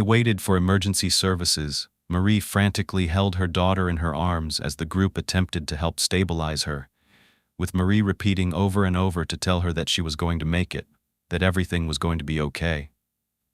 The ambulance arrived around 9 p.m., and the paramedics got to this chaotic scene, trying to make sense of the situation. However, as I said, Taylor's costume and her makeup, complete with splashes of blood, made it very difficult for them to immediately distinguish between staged injuries and real trauma. As they worked to quickly assess her condition, one thing became clear. Taylor had sustained a very serious head injury. The visible signs of trauma to her skull meant that she needed urgent medical intervention, leaving no room for delay. They got her immediately transported to Jubilee Hospital nearby in Vernon, where the gravity of the situation immediately became apparent. By the time Taylor arrived in the emergency room, she could no longer breathe on her own and had to be intubated. Meanwhile, Kirsty and the twins' father, Raymond, were notified, and they quickly came to be by Taylor's side, as did friends. They waited as emergency personnel were trying to help Taylor the best they could. Nobody knew exactly what happened to her. Emergency physician Michael Connanan had been told by paramedics that they found the young woman along the railroad tracks, without any more detail. The fact that she was near a railroad and had such severe injuries made the physician wonder whether Taylor had been drinking or perhaps just wandered near the train tracks and passed out, and was struck by a passing train. The young woman had sustained a laceration under her right eye, a laceration and abrasions to her lower lip, bruising inside of her mouth, scratches and bruises around her shoulders, and wounds to both of her hands and forearms, including 2 broken fingers. Zoe, Colton, and Clay had arrived in the meantime, hoping for positive news. However, the doctors soon determined that Taylor's injuries were so severe that she required transport to Kelowna General Hospital, which was 45 miles away. Once there, Taylor remained in critical condition. In addition to sustaining severe head wounds from a blunt object, Taylor also had 2 red ligature marks around her neck. These appeared to be inflicted by something like a thin, long cord, which had been tightly wrapped around her neck. There were also some petechial hemorrhaging in one of Taylor's eyes, which was also consistent with strangulation. Now it was apparent that she had not been hit by a train. Taylor had been attacked. Nurse Diane Roar took Taylor's fingernail clippings to collect any possible DNA in the event that she managed to scratch her assailant when she had been found. There was no indication that anyone had tried to remove her jeans or her shirt because her belt and her zipper were both still closed and all of her clothes were still on. So they wondered what motivated someone to target her. Her friends and family, including the twins' uncle, Marie's brother, Paul, stayed by her bedside. By the next morning, on November 1st, KY had posted to Facebook with, "Come on, Taylor, you can make it through this. You just have to." But sadly, Taylor wasn't doing well. Her condition had not improved at all. The extent of her head injuries was so significant that she just couldn't fight anymore, and Taylor tragically passed away with her loved ones by her side that morning.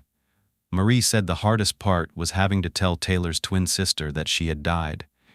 The shock and distress from Marie, Kirsty, Raymond, Colton, and everyone else in Taylor's life was paralyzing and surreal. This just couldn't be happening. Just 24 hours earlier, Taylor was full of life. She was looking forward to a fun night out, and just like that, someone had taken her away in a violent and brutal attack. And why? More importantly, who? They were still out there. Someone else could be next. When word got around, and it did very quickly, to so many of Taylor's friends, they kept posting their thoughts and condolences on her Facebook profile, and many had the same theme. No one knew why anyone would want to do this to someone like Taylor. Kirsty said, "I don't understand how anyone could do this to her. She was like the nicest person. She had a smile that could light up the room. She always went out of her way to make everyone happy. No one disliked her. I don't understand how anyone could have done this. I just want her back." It was puzzling to everyone, even the authorities. With Taylor's death now a murder investigation, more than 30 officers were assigned to her case. For the city of Armstrong, this homicide was actually the 4th tragedy the community had experienced in such a very short time, over just a month, which was very odd. There had been an 18-year-old young man who was electrocuted at his work site, 2 children who were just 4 and 5 years old died in a motorhome fire, and an elderly couple, 83 years old, who had recently celebrated their 60th anniversary, died as a result of a car accident. What in the world was happening in this town? So many tragedies in such a short time. It was a lot to deal with, but this was a murder. Police helicopters and dog teams from the Southeast District Major Crime Section were part of the resources dedicated to finding Taylor's killer or killers. What they knew was that Taylor had been in an area she was very familiar with when she was attacked. She had no enemies or anyone in her life who wished her any harm. Despite it being a holiday, when people were everywhere outdoors, no one had seen anything. There were no suspects, and everyone in the community of Armstrong, including their mayor, Chris Piper, was terrified that a violent predator was on the loose, stalking innocent residents. Was it even someone from their town, or were they from somewhere else? They didn't understand how this could happen in such a strong community, where residents always felt safe. Back at the crime scene where Taylor was found, forensic officers were searching for any evidence to indicate what had happened in the area where Taylor had been laying. There was blood spatter on the ground, the surrounding rocks, as well as leaves nearby in the trees. Blood was also on a metal pipe, against which Taylor's head had been resting. There were no shoe prints at the scene, but that wasn't surprising because there was a lot of gravel and rocks in that area. Along the river tracks was a piece of rope, some tubing, and 27 yards from where Taylor was found, an empty 12-ounce vodka bottle. Unlike other trash in the vicinity, this bottle didn't appear to have been laying there very long. It was clean and new-looking. In speaking with Liam Brown, the teenager who found Taylor's cell phone, the officers learned that the boy had picked up her phone just yards from where Taylor was eventually found, but the boys hadn't investigated any further, so they did not stumble upon her body. The lack of leads at this very early stage did little to reassure this community. At a news conference, Constable Mendick made a public appeal for anyone who saw or communicated with Taylor the previous afternoon or evening to make contact with them. He also urged young people in the community to exercise caution when being out and about, to avoid walking or traveling alone in isolated areas, and to always carry a cell phone. Soon, over 50 tips came in to investigators, which was an encouraging start in the hopes of generating even more leads. They released the pictures Marie had taken of Taylor when she left the house, including one of the jackets she had been wearing that night, hoping someone might have remembered seeing her walking, or maybe saw her with someone before the crime occurred.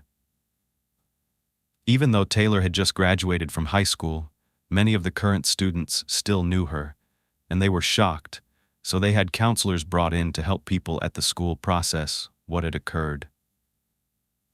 Law enforcement wanted to know who else could have spotted Taylor and potentially her killer or killers just before or around the time of her attack. They knew that other residents had been out and about walking to Armstrong's fairgrounds for the town's Halloween bonfire and fireworks, so they began questioning residents during their canvass to ask if they heard or saw anything out of the ordinary. Let me explain what this area was like and then what the residents heard or saw. The exact spot where Taylor was located was right beside the railroad, in the dense brush that ran parallel to the tracks on both sides. There were houses close by, with the backyards facing the tracks just yards away. And at that time, a brand new subdivision had just been built alongside the river tracks. There was also a preschool located right there as well. The rectangle at the bottom of the screen is the vicinity where Taylor's home is located. The circle in the middle is where her body was found, and the star on top is where the pumpkin festival and all the Halloween events were taking place that night. As you can see, there are a lot of homes all around this area and roads that would lead from where Taylor lived to where the festivities were going on. This meant that a lot of people from the area were walking all around town at the same time she was that night. However, what the investigators couldn't know for sure was which road Taylor would have taken from her home to where she was found. All three, Pleasant Valley Road, Colony Street, and Pheasant Ridge Drive, were the same exact amount of time, about a 10 to 11-minute walk. So it wouldn't have mattered which one she took. They all led right to Rosal Avenue, the road that intersected the train tracks. Essentially, she would have gotten to the same place, no matter which one of those roads. The hexagon that I'm showing on the map right now, to the right of where Taylor was found, is where her destination was. I'm going to blow this map up for you. The hexagon was in the vicinity of her friend's home, the circle was where she was found, and the rectangle is that new subdivision, just to give you perspective on this entire location. Investigators wondered whether Taylor had used these tracks as a shortcut to get to Douglas Avenue, or if she had frantically run off of Rosal Avenue and onto the tracks because someone was chasing her. The latter seems to be the most plausible, and I will tell you why in just a moment. A police roadblock was set up near where Taylor was found, and one was set up near her house. Officers were stopping vehicles to ask whether motorists had seen anything on the night in question. They had already ruled out 14-year-old Liam Brown, who had found Taylor's cell phone, and they were satisfied that he was not involved in her death. The next lead they had was from Armstrong resident Judy Klassen, who told officers she spent her early Halloween evening at home, handing out candy to children and teenagers. She left her house a little before 7 o'clock and walked to her daughter, Rachel's house, which was just a couple of blocks from where Taylor was found. Judy and Rachel, like many other residents, were meeting up and heading out to the annual Halloween bonfire and fireworks show. Judy told the officers she actually crossed the railway around 7:15 p.m., just a couple of hundred feet from where Taylor was later found. She stated that this area where Taylor had been was not a common shortcut used by pedestrians. It's unlit and unkempt, with dense brush. But apparently, this area that I'm marking with a red arrow, a few yards above from where Taylor was, is used by people taking a shortcut, but not the area that I put an X on where Taylor had been. However, we also know that Liam and his friends were walking in this area, so people did use these railroad tracks, even if it wasn't common, and that night may have been an exception. And I'll tell you why. These railroad tracks led right to where the fairgrounds were, so it would have been an easy way to just follow the tracks straight ahead all the way to the festivities. Judy said that on any other night, this crime would have been impossible not to have heard or seen. She said, "You would have heard a scream, you would have seen something." The timing creeped her out. She said the streets were full of people in masks and costumes, children and adults, adding this wasn't a quiet night in their small town like it usually was.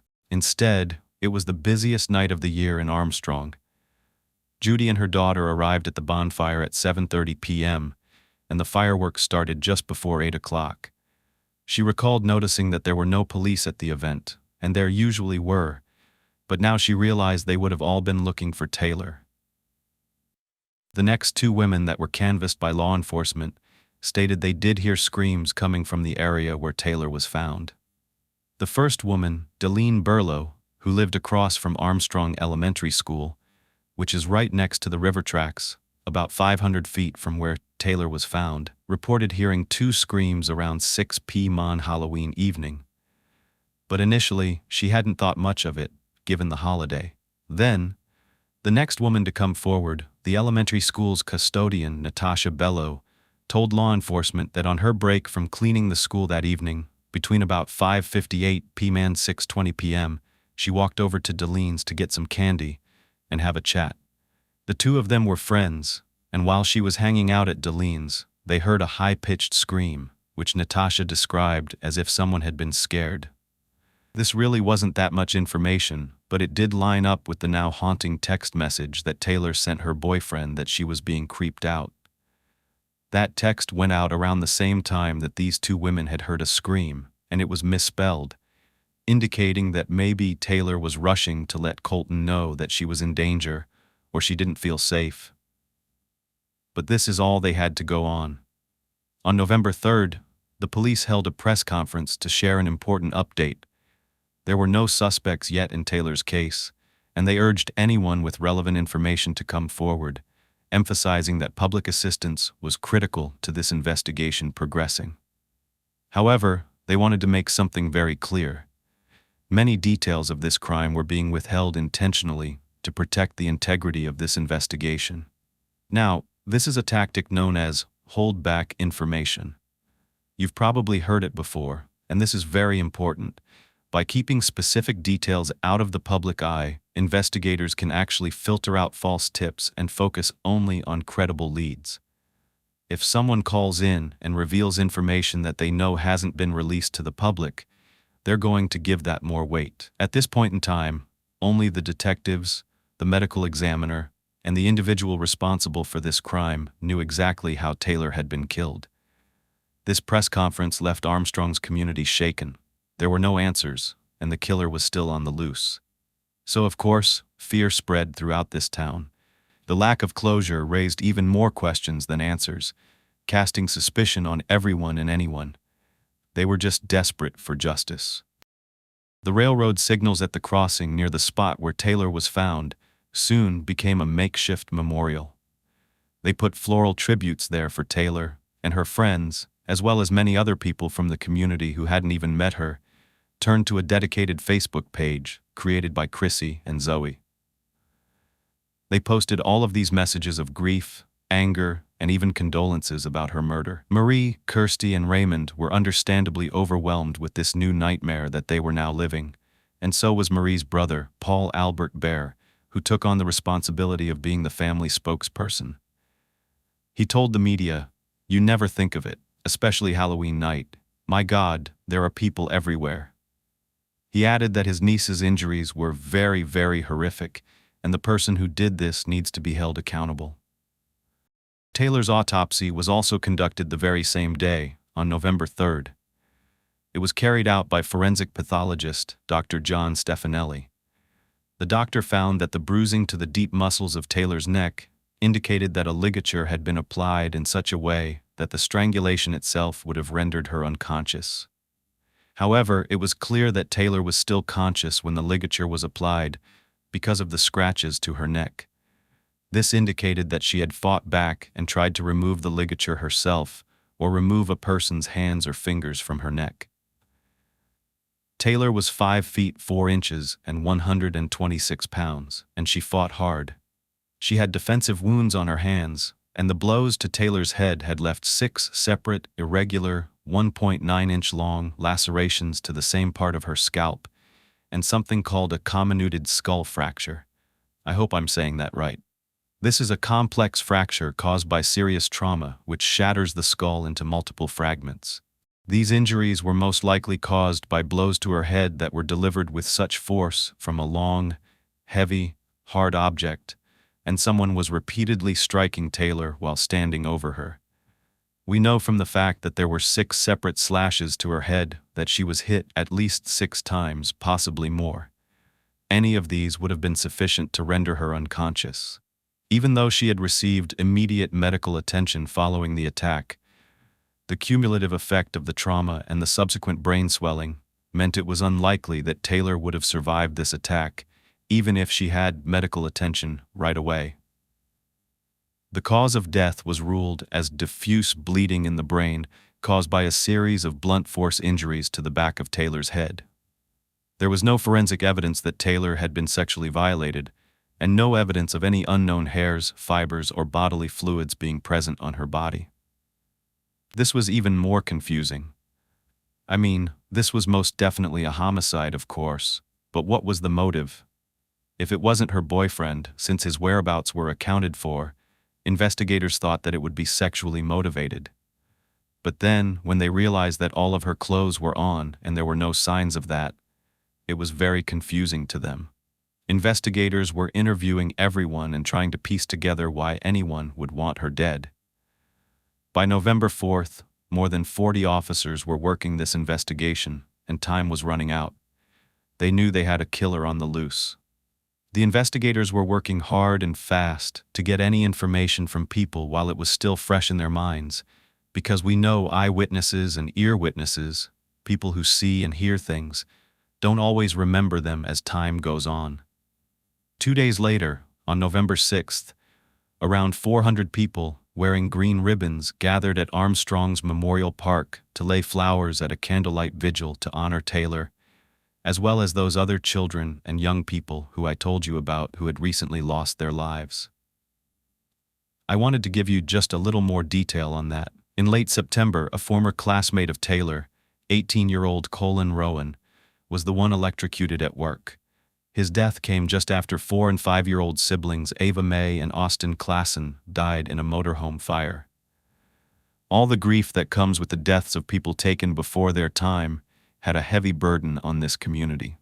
Those in attendance were shedding tears, praying, and even singing Amazing Grace.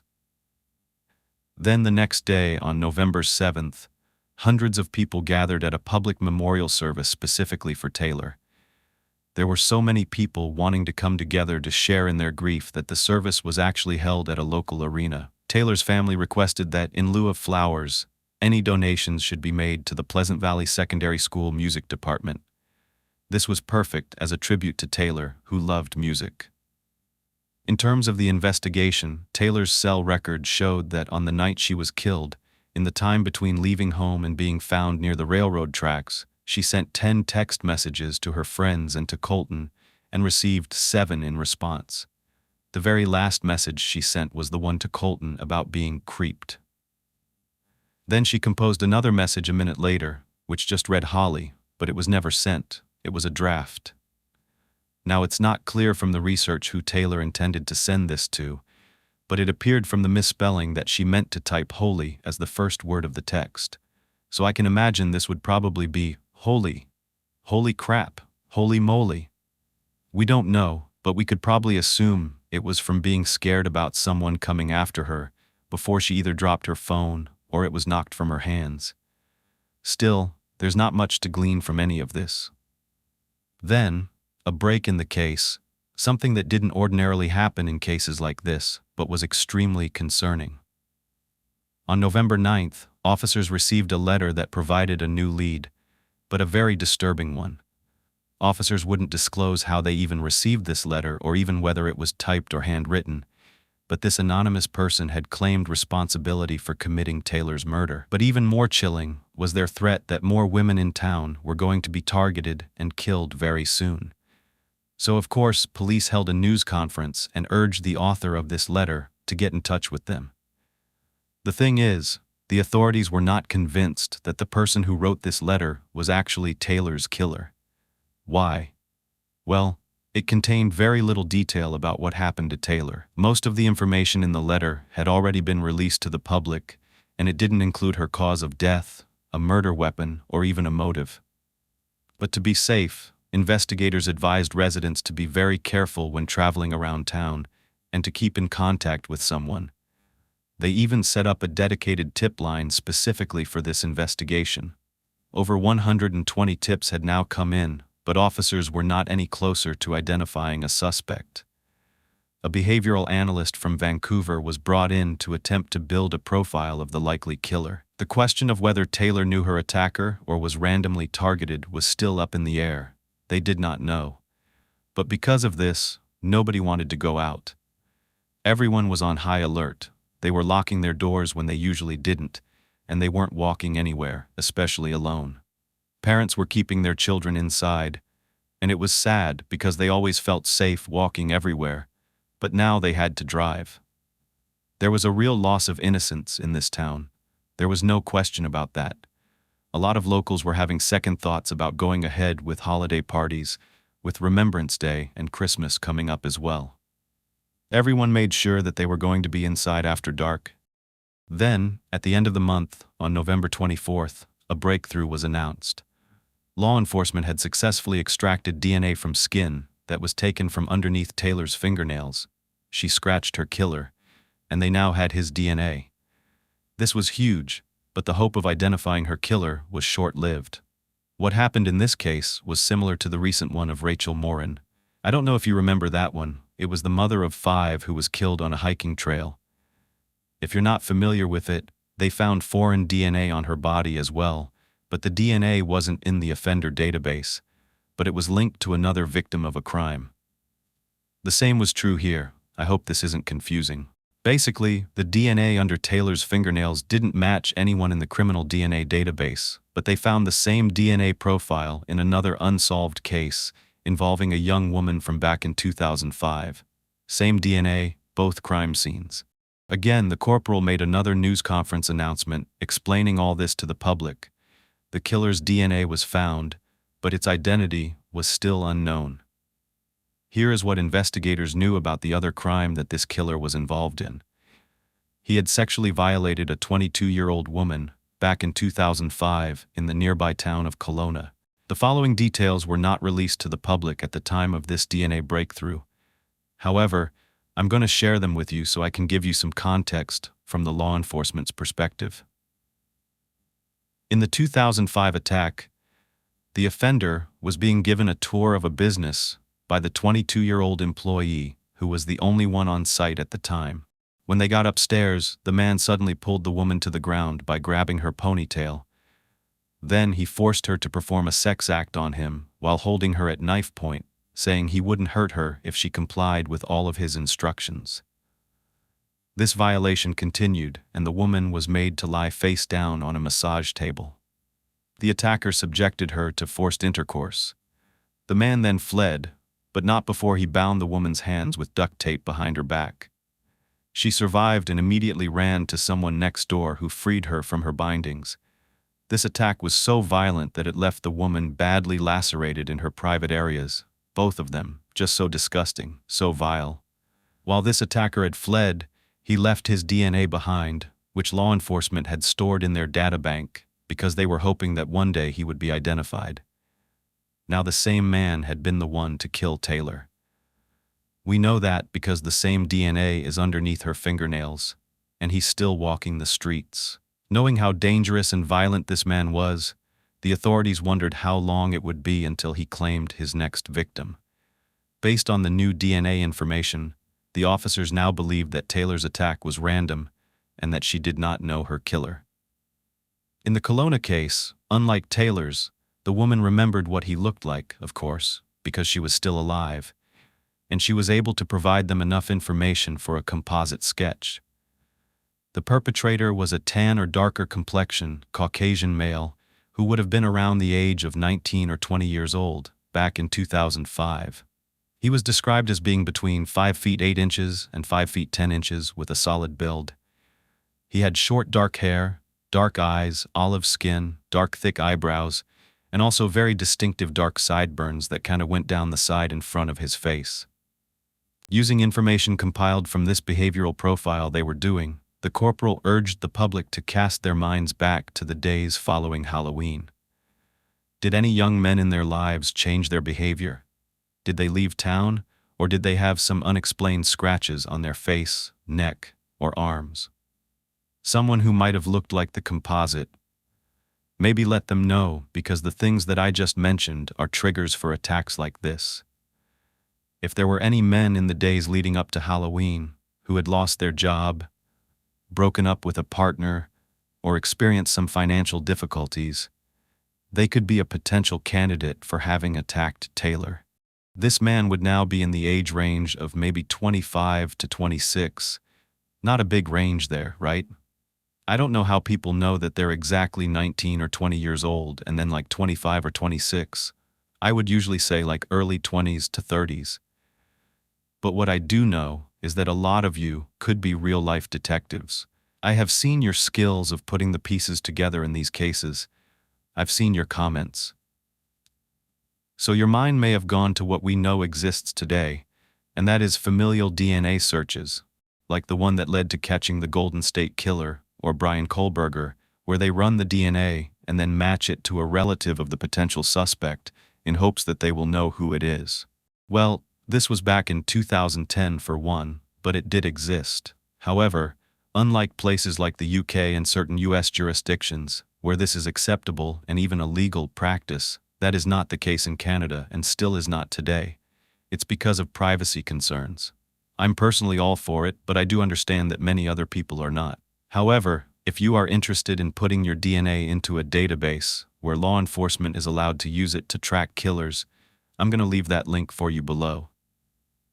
In this case, familial DNA was not able to be used, and at the time they had this anonymous letter, and they still did not have a killer identified, but they had this DNA and a killer on the loose. The community was trying to do its best to get back to somewhat of a normal lifestyle. Over 2,000 people turned out on December 24th for the city's annual downtown light up and tree lighting festival. But the residents were still on edge, you could tell. But they knew if they didn't show up, that would be a sign to the killer that they were going to back down. They wanted to show that they were unified even in the face of tragedy. That was really important to the people of Armstrong, especially in the lead up to the holiday season, a time when people like Marie and Kiri would be experiencing their first painful Christmas without Taylor. Marie said that there would always be an empty chair where Taylor should have sat. Weeks passed, and before residents knew it, it was well into the new year, 2012. But there had been no further information or developments announced in the hunt for Taylor's killer. Some people began to think that this case had turned cold and would remain that way. But what the general public didn't know was that behind the scenes, investigators had received tips in response to the release of that composite sketch back in December. Actually, residents from a nearby city, Cherryville, had called in saying that the man looked really similar to a local man named Matthew Forrester. The officers quickly learned that 26-year-old Matthew Stephen Forrester had been a former resident of Cherryville. However, he'd since left town, and no one knew where he'd gone. Well, that's interesting, isn't it? He looks like the killer. He's around the same age range, and he's nowhere to be found. People that knew him said he vanished off the face of the earth. However, Matthew's father, Stephen, still lived in Cherryville, and law enforcement wondered whether he was still in touch with his son. When the officers contacted Stephen to see if he'd heard from Matthew recently, he told them his son was working on an oil rig in Alberta and had been there over the Halloween holiday. At first, this sounded like a perfect alibi until 58-year-old Stephen refused to cooperate with the investigation. If you have nothing to hide, why act like you do? But it wasn't much of a surprise when they discovered that Stephen himself had been in trouble with the law since 1969. He had an extensive criminal record that included convictions for a range of offenses like drugs, escaping custody, auto theft, and possessing a restricted weapon. So maybe he didn't want to get involved because, he'd already had his own run-ins over the years. But that wasn't the case. Stephen had previously been employed as a truck driver, but just after Taylor's murder, he quit his job. In November 2011, he quickly collected all of his son's furniture and belongings from where he was living in Cherryville, and where he took those items, nobody knew. So investigators wondered if Stephen could be lying about his son's whereabouts, not just now, but back on Halloween night. Unfortunately, when Matthew left town, he did not give his former landlord a forwarding address. Then, when investigators pulled Matthew and Stephen's individual bank records, they could see that Stephen was regularly sending money to his son, despite there not being an obvious reason for him to do that. I can think of an obvious one, but I understand they're just trying to piece it together. According to the research I found, investigators had also obtained a sample of Matthew's DNA. It wasn't exactly clear how they did this, but it seems that they tested some of his belongings that were left behind in his Cherryville apartment, which Stephen had not collected, meaning they were trash and available for swabbing without a warrant. Guess what? When they ran this DNA against a sample from underneath Taylor's fingernails, as well as the DNA from the crime that occurred in 2005, it was a match for Matthew Forrester. Now they had probable cause for a warrant to pull his phone records.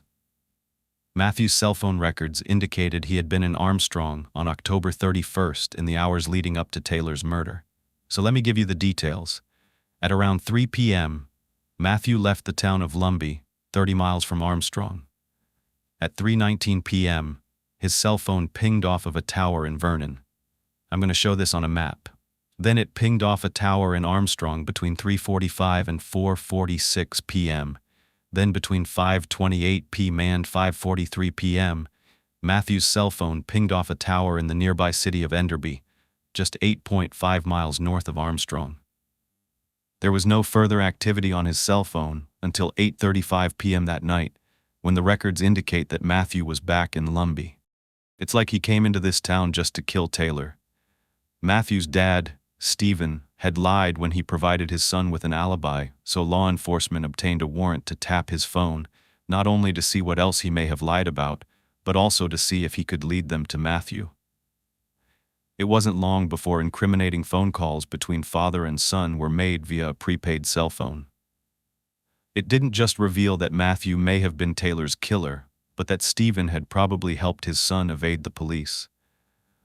What are parents willing to do for their children, even if they're evil? Well, sometimes anything, especially here where it doesn't seem like the apple fell too far from the tree and was even more rotten. But now, with law enforcement sniffing around and asking questions, Stephen was getting worried. He told Matthew to dispose of his ID, which was fake, by the way, and also to change his social security numbers on all his job applications, while Stephen worked to get him another fake ID. What are daddies for? Then he warned Matthew not to contact him on the landline anymore because Stephen suspected, and he was correct, that his phone lines were being tapped and recorded. Between late March and April, Stephen told his son that his phone line was, in his words, hotter than a firecracker. In conversations between the two of them around the same time, investigators finally learned that Matthew was now living in the province of Ontario, in a town called Collingwood. While using his fake identity, Matthew, using the name Lee Sawcross, had actually secured a job in a glazing factory and was looking for permanent accommodations to live there. Matthew's dad had originally paid one of his friend's sons $500 for a fake ID and to be able to use their social security number, and that allowed Matthew to go on the run and get a new job with a new name without anyone asking any questions. And it was also no accident that the man whose picture they used and was on the ID looked just like Matthew, so nobody suspected anything. But on April 4th, 2012, Matthew was finally arrested at a motel in Collingwood, and he was charged with the second-degree murder of Taylor, as well as one count of sexual violation and unlawful confinement for the 2005 case. But guess what? While they were doing all this research, they found out that Matthew actually committed another crime before 2005. So he was charged with possession of a breaking instrument, breaking and entering to commit an indictable offense, assault with a weapon, committing a crime with a masked face, causing bodily harm, and confinement in connection with a third crime, an attack on a 19-year-old girl named Kaylee Paul. This was in October of 2004. It was a home invasion in Cherryville at 8:30 in the morning. On the day in question, Kaylee was woken up by someone who struck her head against her bedroom wall while causing it to bleed. The masked man, who had a gun tucked in his pants, ordered Kaylee to go with him, and strangely, he called her by her name even though he was wearing a disguise. Kaylee suspected the man sounded like her younger brother's friend, 18-year-old Matthew Forrester. She asked him, "Are you going to shoot me?" That's when the man told Kaylee what he was going to do with her instead, and she screamed that she was going to pass out. When she did, this scared him so bad that he ran from the residence, and no charges were ever brought against him because Kaylee couldn't identify Matthew 100% as the person who had broken in. But now it all made sense. This is his MO. This is what he likes to do, attack women and have his way with them. Back then when this happened, Stephen and Matthew were brought into the police station, and Matthew was interviewed. His dad provided him with an alibi, just like he was trying to do in Taylor's case. It appeared that the case would have remained unsolved until now, following Matthew's arrest and Taylor's murder. He was held in custody and chose not to seek bail. The same afternoon, Matthew's father, 58-year-old Stephen Roy Forrester, was also arrested at home in Cherryville and charged with obstruction of justice and being an accessory after the fact. News that someone had been arrested for Taylor's murder came as a partial relief to Maria and Kirsty, as well as the rest of her family and her boyfriend and friends. Finally, at least one person would be held accountable for what happened to their beautiful daughter, sister, and friend. Marie thanked the team of investigators for their hard work, but she was also having a lot of mixed emotions. Now she knew what evil looked like, but there was still a long way to go in terms of healing and also to get justice for her daughter. At this point, Inspector Brendan Fitzpatrick announced the arrest at a news conference, saying that Taylor did not know her accused killer or his father. He also made it clear that the public's help was essential in what was still a very ongoing investigation. Police were still investigating the anonymous letter they received back in November, and they still needed help nailing down a detailed timeline of Matthew's movements leading up to the murder and on the night in question, as well as from December 2011 to late March of 2012, because that was when he was on the run. Now this is where it all starts coming together. Photos of Matthew were released at a news conference to assist the public in comparing him to the sketch from 2005. The pictures were pretty accurate. Matthew hadn't changed that much. I mean, his hair was a little different, but his face was still very much the same. However, the news of the arrest came as a shock to some of the people living in Collingwood, where Matthew was making his new home. He'd been getting close with a woman in town. He frequented a local bar where he met 22-year-old bartender Elizabeth Arand. Like many bar staff who are good at their jobs, Elizabeth would let her patrons talk to her as she poured them drinks all night, but she didn't ask Matthew too many questions. He didn't say where he was from, and he only introduced himself to her as Matt. But she knew that other people in town were calling him Zach. The two of them became pretty friendly, with Matthew even inviting Elizabeth to go on a hike with him. Now this outing didn't actually happen, and when Elizabeth learned of the arrest, she was deeply shocked. At the same time, she was very thankful that she hadn't been able to make that hiking date, because who knows what could have happened to her. Meanwhile, Matt's father, Stephen, refused to cooperate with the investigators, invoking his right to remain silent. He wasn't going to give up his son despite the overwhelming evidence in front of him. At this point, Matthew was doing a police interview with Sergeant Mark Davidson and Constable Bell. He was unresponsive, he didn't volunteer information, and when he did provide anything meaningful at all, it was only to agree or disagree when something was asked directly of him. Sergeant Davidson and Constable Bell were initially careful about what information they revealed to Matthew. The officers focused on making him feel at ease, building rapport, and even trying to pretend they were empathizing with him, telling him they knew it can be so difficult to tell the truth. But it was better to just come clean, especially if he had anything he wanted to get off his chest.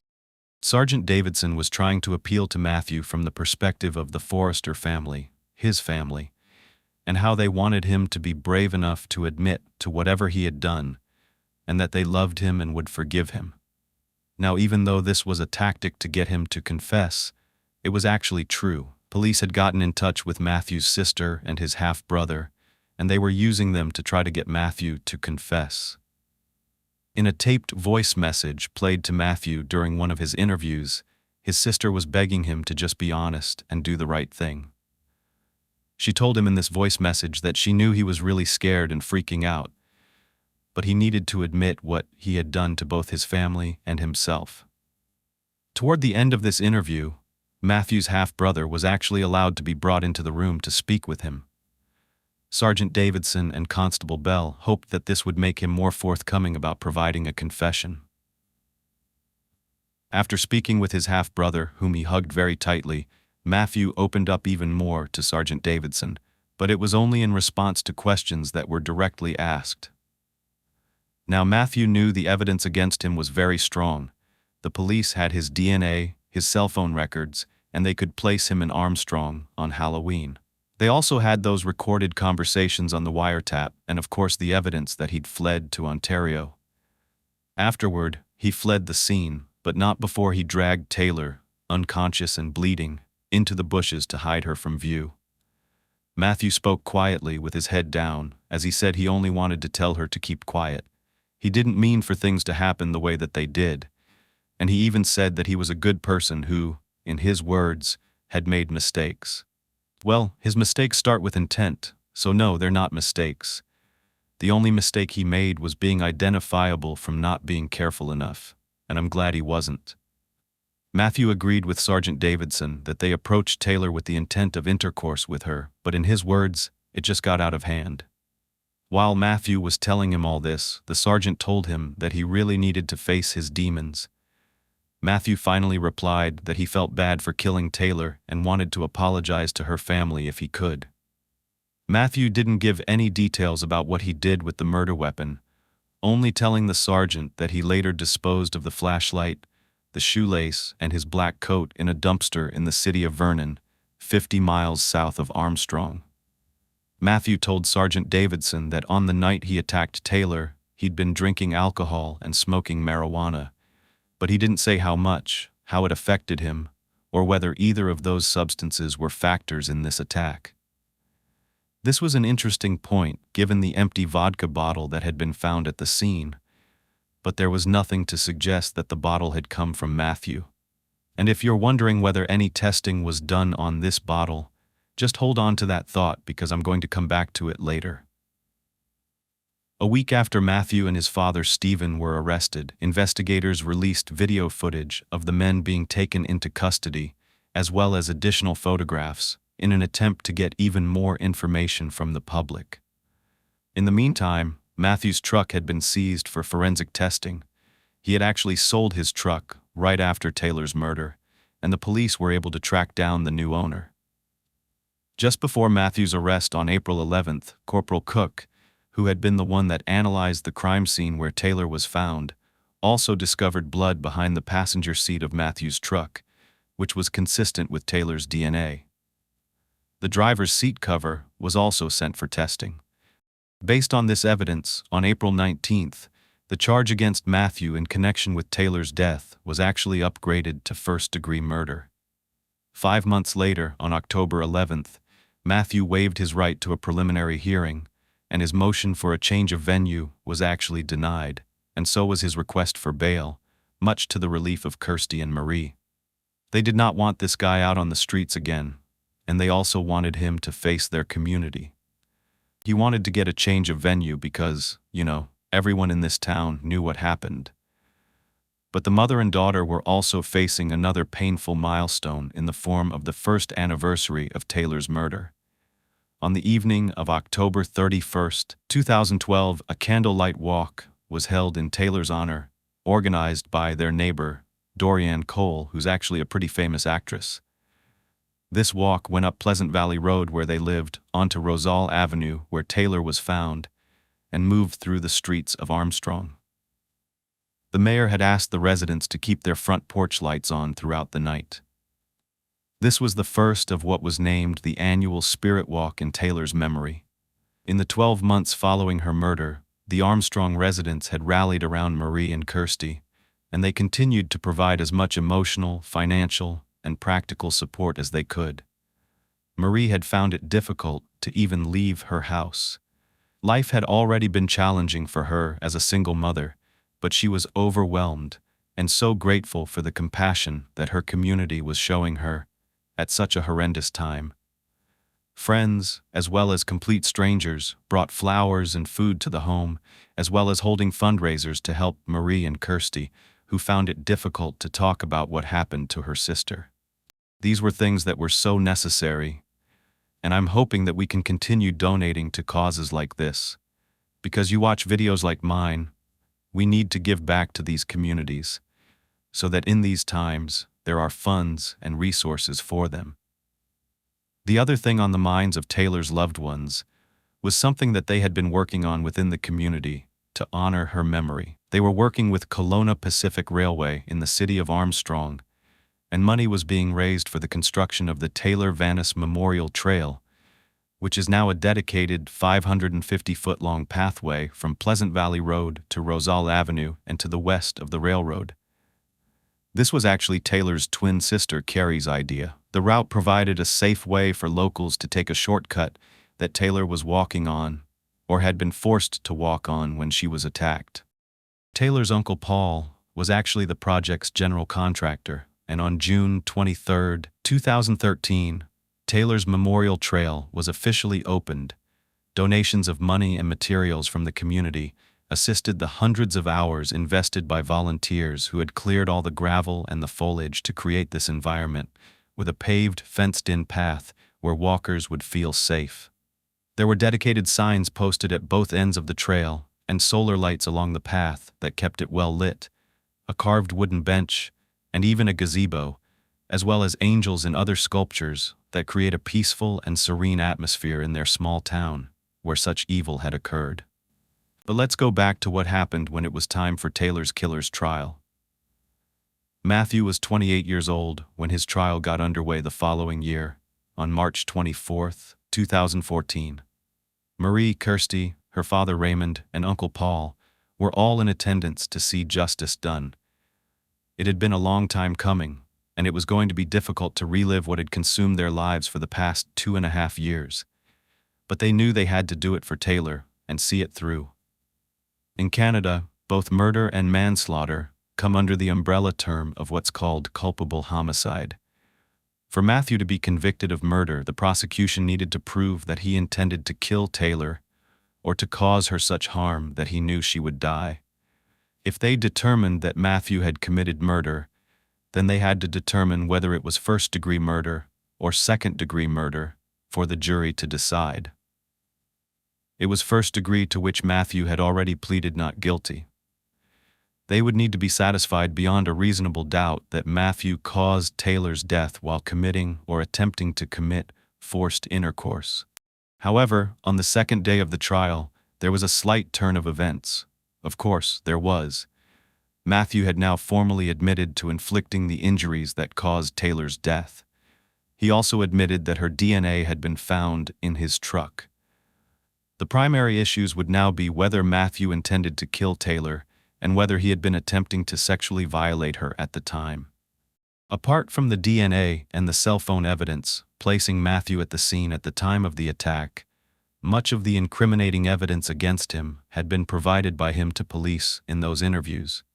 The prosecution's case, led by Crown Counsel Lane Curry and Frank Caputo, was that Matthew left the town of Lumbee around 3 p.m. the afternoon of Halloween in his truck and headed for Armstrong. By around 6 p.m., he had wandered along the railroad tracks carrying a flashlight when he spotted Taylor walking all alone and followed the young woman. Matthew approached her and engaged her in conversation, hoping to bring her guard down so he could get close enough to subdue her and force himself on her.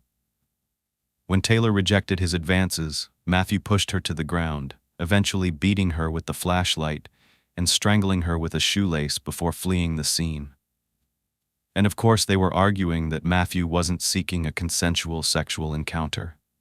Otherwise, he would have just gone to a bar or a restaurant instead of prowling the streets in a secluded area where he could isolate an unsuspecting victim. Matthew fled the scene, leaving Taylor alone and bleeding until she was found 2.5 hours later. On his way back to Lumbee, Matthew stopped in Vernon, where he dumped the flashlight, the shoelace, and his coat, which you have to assume were covered in blood. The prosecution presented 16 witnesses, including Constable Ilk, who gave an emotional testimony about finding Taylor at the scene. So did Dr. King Cannon and Nurse Diane Rumor, who treated Taylor at the Jubilee Hospital in Vernon. One of the paramedics who treated Taylor at the scene testified that the pipe that Taylor's head rested on was unrelated to her injuries, and that, in their words, it was what was called a red herring, meaning at first it appeared it could be related and cause her injuries, but in the end, they realized it had not. Dr. Stefanelli, who had conducted Taylor's autopsy, testified to the nature and severity of her injuries. This was the very first time that any of this extremely distressing and confronting evidence was even made public. The ligature that was used to strangle Taylor appeared to have been wrapped around her neck twice, or it had moved during the attack and caused 2 lines on her neck. Taylor's father, Raymond, hoped that his daughter had been unconscious when she was hit over the head as many times as she was, because he didn't want her to suffer any more than she already had. The prosecution then played 4.5 hours of Matthew's 7.5-hour interview to the court. It was difficult for Taylor's family to watch this footage. To them, Matthew wasn't shedding any tears in that interview. He was faking it, and he was only sorry that he was caught. I have to agree. In court, an issue was raised about what Taylor meant in her last text message that she had sent to her boyfriend. The jury had to have this explained in its full context. All of Taylor's friends knew what being creeped meant to them, but it wasn't a word that the jury would have necessarily understood. The prosecution argued that Taylor believed that the person following her had creepy intentions, someone that was there making her feel uncomfortable or unsafe. The Crown Counsel, Curry, also argued that the message was indicative of Matthew's state of mind. She argued that this message should be interpreted as Matthew stalking Taylor and that it scared her. Now, for the defense's argument, and I'm sure you all would love to hear what they are saying happened. I already explained that it was accepted as fact that Matthew had done this. He was responsible for Taylor's injuries, so that wasn't something that needed to be proven in court. The defense was led by lawyer Lisa Jean HPS, and she did not showcase any evidence, but she did claim the case was manslaughter or second-degree murder and not first-degree. She argued that there was no intent. There was no evidence her client had intended to sexually violate Taylor at all. I was stumped because hadn't the jury already heard his interviews admitting he was trying to do just that? Well, his defense attorney argued that if that had really been his intent, then why hadn't he followed through with it once Taylor was laying on the ground unconscious? Well, probably because he knew that he had just killed her. That's my take. Because there's definitely a line between forced intercourse and necrophilia. But the defense argued that Matt was only interested in talking to and possibly getting to know Taylor, maybe taking her on a date, and that's why he approached her. That's why he even came to that town, knowing that there was this Halloween event happening there. No, I do not believe that, for a minute. He went there because he knew that there would be young girls trick-or-treating, and they might be alone. They argued that Matt was intoxicated after drinking from that vodka bottle that was found nearby. He approached Taylor, and when she screamed, he pushed her to the ground in a panic, causing her to strike her head on that pipe and inflicting her head injuries. How do they expect us to believe that when the pipe was stationary, she would have had to hit her head 6 times? The defense also talked about a bra and a shoe that were found at the scene, and they were entered into evidence. The bra was actually the one that Taylor was wearing, and they said that those ligatures on her neck, or the marks on her neck, were actually her bra straps that had somehow come up in the struggle.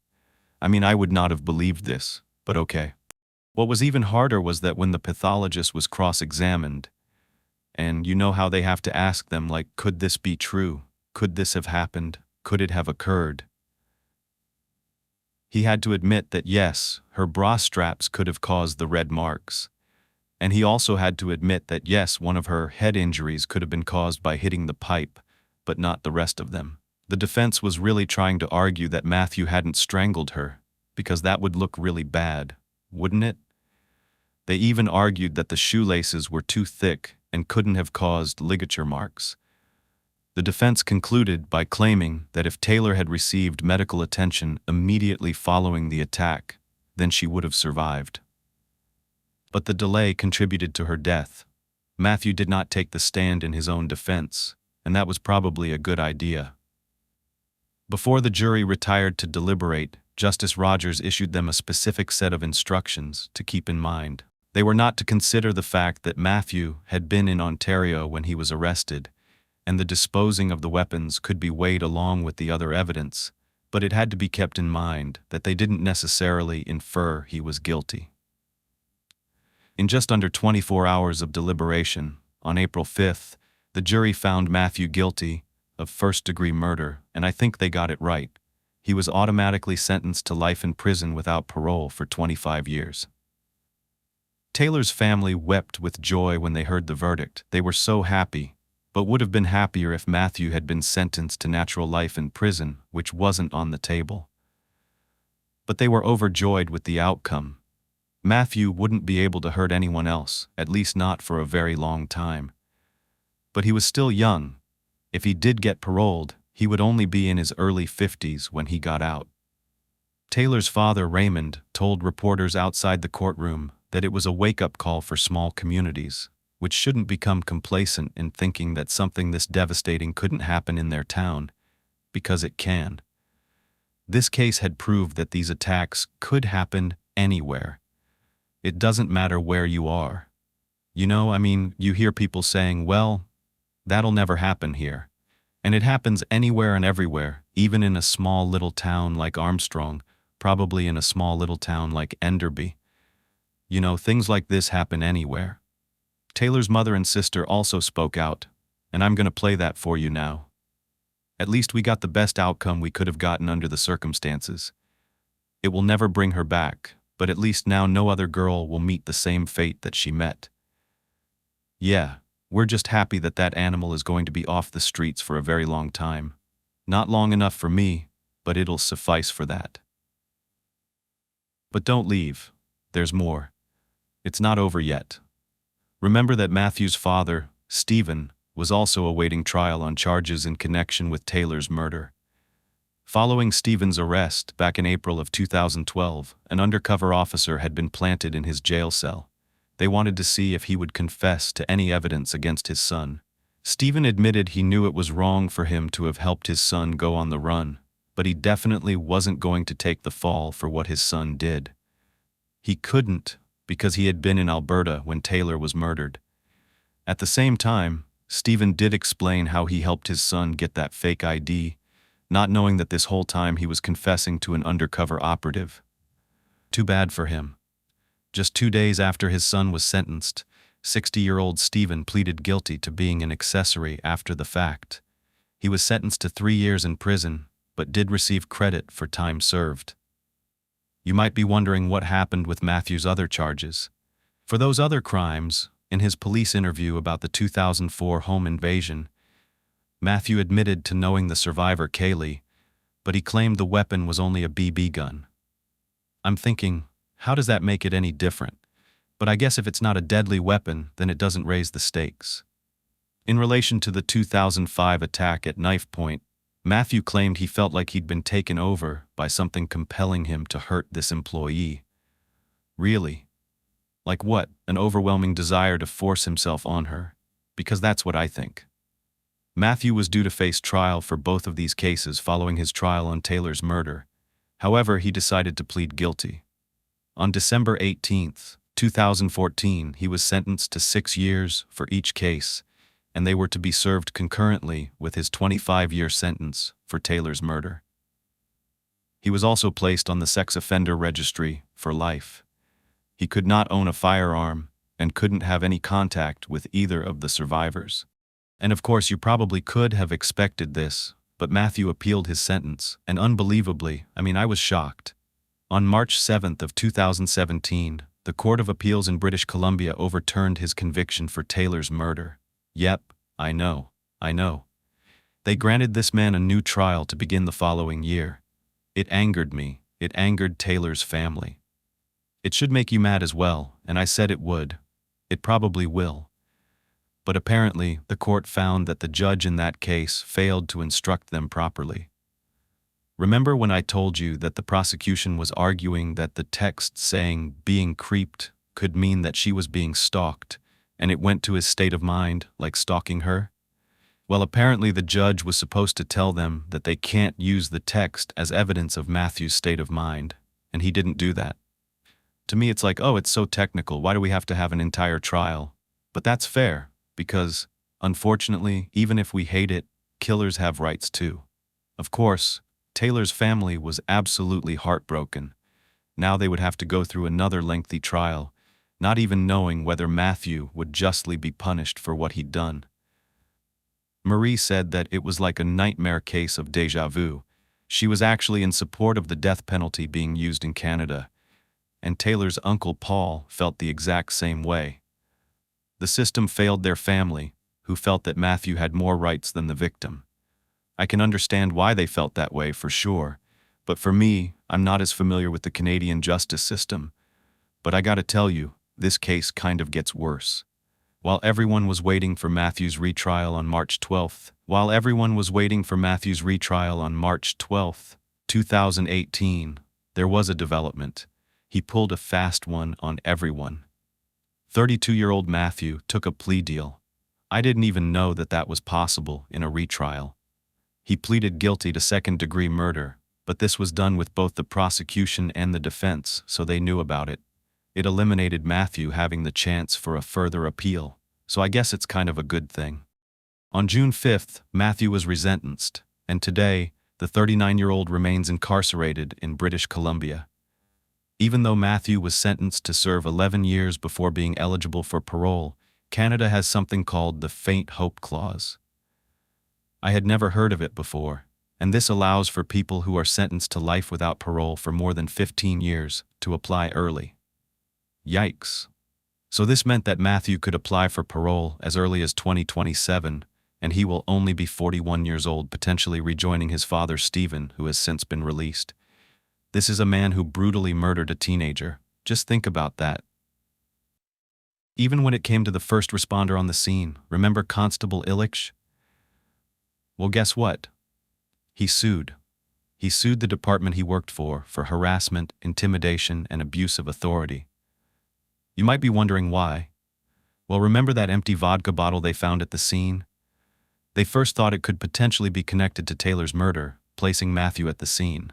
Well, it wasn't. Initially, this bottle was taken from the scene, fingerprinted and swabbed for DNA, but it wasn't actually sent in for fingerprint testing and everything else until a week before Matt's trial began. In the end, neither Matthew's fingerprints nor DNA were found on it. Well, you would think that would be the end of it, but it wasn't. When the constable first came up to the scene, he took his jacket off, and so did Taylor's friend Zoe. When Zoe was being interviewed, she innocently gave every single detail and said that when the officer removed his jacket, a bottle fell from his pocket to the ground. Well, this became part of the official documents. When questioned about it, he said, "No, I did not remove a bottle of alcohol from my jacket. I actually removed a box of pens," and he threw them away before placing the jacket over Taylor. Unfortunately, no such box of pens was found at the scene when it was searched, but the liquor bottle was. This led to the constable's superior suspecting that he had been drinking on the job. They did an entire internal investigation, which they have to do, and he was actually suspended in August of 2014 for 11 months while this investigation was going on. They actually tested for the constable's DNA, but it wasn't on it. And he was already so distressed, he was already being diagnosed with PTSD following Taylor's murder because of the trauma he experienced seeing her in the state she was found in. Officers are human. Sometimes we think they're immune to being affected, but they're not. He went on sick leave before being medically discharged in 2019. The civil suit that he brought against his department was eventually finalized in February of 2023, so just not too long ago, and such a long time after her death. The court determined that Constable Illich had not been drinking the night of Taylor's murder, and that he had discarded a box of pens, which were later collected when his jacket was placed in an exhibit bag. So after all of that, the pens had been collected this entire time. His claim for damages was actually dismissed, so he did not collect on any kind of monetary settlement. But at least his reputation was still intact, but the damage was already done. But now, something positive. Today, the Taylor Van Memorial Trail is a peaceful place where those who walk the landscape path can tell just how much the talented, kind, and beautiful young woman was missed and loved. 100 people turned out for the last memorial walk held in 2016 with Taylor's family when they announced it would be the final one they would participate in. Her loved ones said it was taking a toll on them, and they would choose to remember her in private moving forward. But her twin sister, Kirsty, continues to decorate the trail on holidays as a personal way to honor her sister, who she now has to move through life without. Imagine you're just starting your day with your son, his girlfriend, and friends. It's a sunny morning on Memorial Day weekend. You're cooking breakfast together, smiling, laughing, joking, and then all the happiness turns to shock, horror, and complete devastation. That's what happened to the family we're about to talk about. This case has haunted me for a very long time. The murder of a Florida woman by a clown is by far one of the hardest to wrap my head around. And what's worse is that it took police 27 years to make an arrest. The first thing I want to do is set the stage for this horrific story, and it starts with living the good life. The location is in Wellington, Florida. It's an exclusive, upscale, and highly sought-after part of Palm Beach County, which is a very affluent area, well known for Trump's 20-acre Mar-a-Lago, the Oceanside Kennedy compound. Bruce Springsteen lives there, and it's where Bill Gates bought a $59 million horse farm. Wellington is also well known for its equestrian community, where homeowners keep horses in their backyards. It's also known for its airplane neighborhoods, and one of them is called the Aero Club. Every house in this type of neighborhood backs up to the community's own private 4,000-foot runway that you can use to land your own plane, and you get your very own airplane hangar. Many residents actually take their helicopters to and from work so they can avoid traffic. So saying that, I think you can tell what kind of people live in Wellington. This sounds wonderful, but there's also stuff like this that happens, but I guess it just comes with living in that territory. A couple named Marlene and Michael Warren lived in the Aero Club with their 2 sons from Marlene's previous marriage, Joe and John Arendas. Marlene was married as a teenager, and after her divorce, she remarried to Michael Warren when she was just 20 years old, and her boys were just toddlers at the time. Interestingly, I noticed there was no gate at the Aero Club, so anyone could come and go as they pleased, which I found to be kind of odd. I know I'd want my planes and my expensive home to be protected, but perhaps in the 90s, things were a little bit different, and they might have had home security systems. The couple owned upward of 8 rental properties, a couple of racehorses, as well as a used car lot called Bargain Motors, where they would rent, lease, and sell used cars. In total, their net worth was over $1 million. So by all outward appearances, their lives seemed to be pretty typical for the type of individuals living in this area. It looked as though they were living the American dream. However, things weren't exactly as perfect as they seemed. We wouldn't be here if they were. Marlene's son Joe had recently been charged with aggravated assault in 1986. The family could afford a good lawyer, so Joe was able to walk away with only 6 months of house arrest in 1989. He was about 17 at the time, and it was chalked up to him being a hormonal teenage boy. He served his time without anything going wrong, and eventually the issue was completely forgotten about, just swept under the rug. What's worse is that in the fall of 1988, tragedy struck the Warren family. Marlene's son John, only 22 at the time, was tragically killed in a car accident. And that's when it seemed like Marlene and Michael's marriage allegedly started to fall apart. When a tragedy like this happens, it either brings the family together or tends to pull them apart, depending on their support system, their coping skills, and just their personalities and how strong their marriage. Joe stated that Michael became kind of distant, and he also said in his own words that he wasn't around as much as you'd say he should have been. He wasn't there for Marlene as much as he was before, so something had definitely changed. Now I'm going to bring you to what happened to Marlene. It was Saturday, May 26, 1990, Memorial Day weekend. Michael Warren was on his way to the horse race track. He was with some of his friends, and Marlene decided to stay home with her son Joe, who was now 21. She was making food for him, his girlfriend Jeannie Pratt, and some of his friends. Jeannie had just sat down to eat, and something caught her eye. She saw a small white car pull up into the driveway. She then told Marlene, who went to go look out the door. When Marlene opened the door, she saw a clown standing outside. The clown walked up to her with the doors open at this point and handed her 2 balloons and a basket of flowers. Everyone inside thought it was really cute and assumed that Michael had something to do with it. Marlene even said, "Oh, how pretty." One of the balloons even had, "You're the greatest" on it. And if that's not eerie or disgusting as a clown coming up to your front door, I don't know what is. The other balloon had Snow White and the 7 dwarfs on it. And it's not for nothing that I'm telling you these things.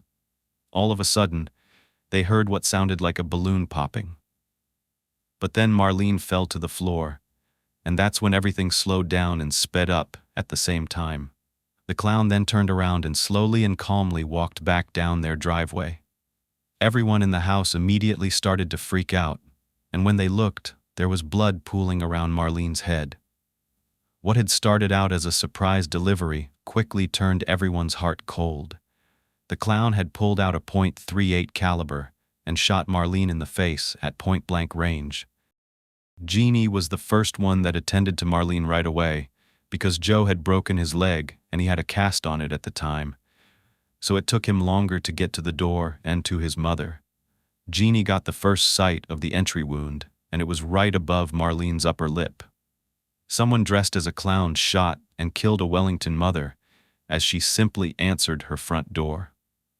At this point, Joe hobbled out the door, and he tried to go down the driveway towards the clown as it got into a white Chrysler Lebaron, which was sitting right in the driveway with the door open and the engine still running.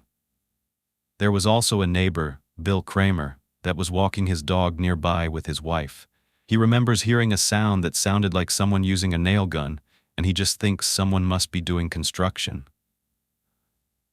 But then he sees something in the distance, the kids yelling, running out of the house, screaming that someone had killed Marlene.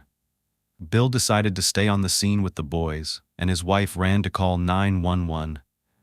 Everyone at this point was in complete shock as to what had just happened, but most confusing was why. Why Marlene? She was known as a quiet woman that the neighbors said they barely spoke to, but she seemed like a normal, pleasant mother. She was friendly. She would say hello to the other people in the community, but that was pretty much all they knew. Joe was seen screaming and cursing at the clown and trying to get a good look at who was behind the costume. He did end up catching a glimpse as the clown drove down the driveway, full face of makeup and these piercing eyes. They were these deep, empty brown eyes. So Joe and Jeannie jumped into Joe's red Corvette, and they sped off to follow the clown. But they quickly lost sight of the car, and they never had a chance to catch up. By the time the couple came back, detectives were already on the scene and a medical team was working on Marlene. An ambulance rushed her to the hospital as fast as possible, and then she was admitted to Palms West in extreme critical condition. A bullet had gone straight through her mouth into her throat and actually lodged in her spinal cord. She was put on life support, and Joe stayed by her side, comforting her, but she remained unconscious. As Marlene was holding on as long as she could, Joe never left her side. He sat there for hours on end, holding her hand, comforting her, and he repeatedly begged her not to leave him, which is so sad. He told her how much he loved her. And then Michael showed up as well. He rushed to be by Marlene's side, and he also stayed with her until Marlene's mother, Shirley, was able to get to Florida to see her daughter for one last time. But despite their best efforts, Marlene never woke up, and the family had to make the really hard decision to take her off life support. It was absolutely devastating to hear her mother talk about Marlene's last moments. No one can be prepared for that, especially a mother. And as soon as the life support was taken off, Marlene was gone. She was officially declared dead on May 28, 1990. Police began their investigation right away. They thought it couldn't have been a random killing, that this person must have known Marlene, especially to know where she lived, and that she would be home that day. They felt that this crime was very personal and malicious, that it was committed with intent, and done so in a very evil and heartless manner. They knew they were looking for someone very dangerous, but with the costume involved, they didn't know if they were looking for a man or a woman.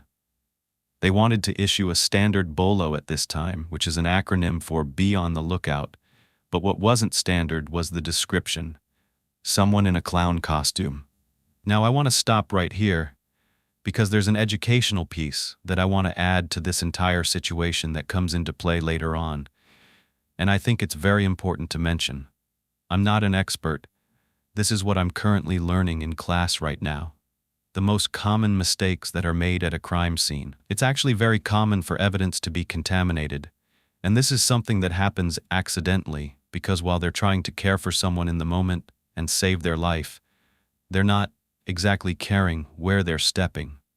And if they're stepping on evidence, you should be blocking off the scene as soon as possible, making sure that there is a clear path set for personnel to walk through, and you're also logging every single person that's on the scene, witnesses, and family members. Sometimes they just go quickly into ruling it as a natural death or an accident, with the information that was given to you about the 911 call and things like that. And this can make them fail to see evidence that's really important to the investigation, and it could lead to the wrong pictures being taken and the integrity of certain evidence to be diminished or even destroyed. Speaking of photography, photography is one of the most important things when it comes to crime scenes because they change so rapidly. If you fail to take enough pictures or take them quickly enough, this could be a major problem later on, especially since not everyone that's an expert is going to get to the scene and see it the way it was when it first occurred. Gathering as much information as possible about the victim themselves, because victimology, which relates to who a victim was, their personality, what they did for a living, their education level, their habits on a daily basis, reputation, are extremely important in any case that involves a crime. And I want to point out that this is not victim blaming. I see that a lot in my comments, in other true crime YouTubers' comments, and all over in Facebook groups. Victimology and victim blaming are two totally different things. Victimology is very important when you're trying to solve a case. Who the victim was definitely matters. It matters if they were a sex worker or they had a habit of doing drugs. That is not victim blaming. Saying a woman that wears a miniskirt or goes out late at night and deserves what she got is victim blaming, and that's just being a douchebag. It has nothing to do with solving a crime. And the last and final common mistake, for political reasons, and even trying to solve the case quicker because there's pressure within the community, which is actually something we see later on in this case, or certain conclusions are being pushed because of those reasons onto investigators, and they end up going in the wrong direction. So let me know going forward in the comments if you see any of these mistakes happening in this case. Now let's go back to the story. 3 hours later, the Palm Beach County Sheriff's Office gets a 911 call from an anonymous caller, and they say to take a closer look at Marlene's husband, Michael. But what was specifically said will come into play a little later. Meanwhile, Marlene's parents are being interviewed, and they told police that she did not have any enemies that they knew of. Her mother remembers Marlene as an outstanding woman that would do anything for anyone. It's really not uncommon for parents to paint a very positive picture. Not that Marlene wasn't any of these things, but I tend to find that this is the way many victims are described. But Marlene's dad said she was courteous and respectful and just an all-around good person. What was creepy to me was the fact that police noticed 3 clown paintings in Marlene's childhood home. There were even a bunch of clowns on display in the home, and the family loved and collected them. They even dedicated a room to circus clowns. So I thought isn't that strange, or is it just me? And what's even more haunting is the fact that Marlene herself actually painted one of those portraits of a clown when she was just 14 years old. Is that just a scary coincidence? I don't know, but I don't think I could ever look at a clown again if one of my family members had this happen to them. But it seems like Marlene's mom still holds clowns near and dear to her heart. Not only were her parents grieving, but Marlene's husband just lost his wife so suddenly and in such a horrific manner. And Marlene's parents knew Michael very well, and they described him as a good, hard-working, confident man. But that's not how everyone described Michael. One neighbor said he was out of place in their community. He was an outcast. He had somewhat of a bad attitude. He was rough around the edges. Because normally in this kind of community, they're very close-knit, and everyone knew each other. They would spend time at the local country club, they would shop at the same grocery stores, but they never remember seeing Michael. And sources say that Michael was always surrounded by trouble. On one occasion, his plane had disappeared, and it finally turned up with the engine broken, and no one did anything. They just swept it under the rug. No one ever found out what happened. It would be pretty hard, in my opinion, for that to go unnoticed. Stealing a damn plane. Then one of his racehorses died, and it just showed up dead with no explanation. And I guess that's a big deal in an equestrian kind of community. And then he does have a criminal history, but nothing specific that investigators would think could lead to someone wanting to kill his wife. Still, investigators have to give it some weight, especially because of the strange comment that Marlene made to her parents before her death. She said, "If something happens to me, Michael did it."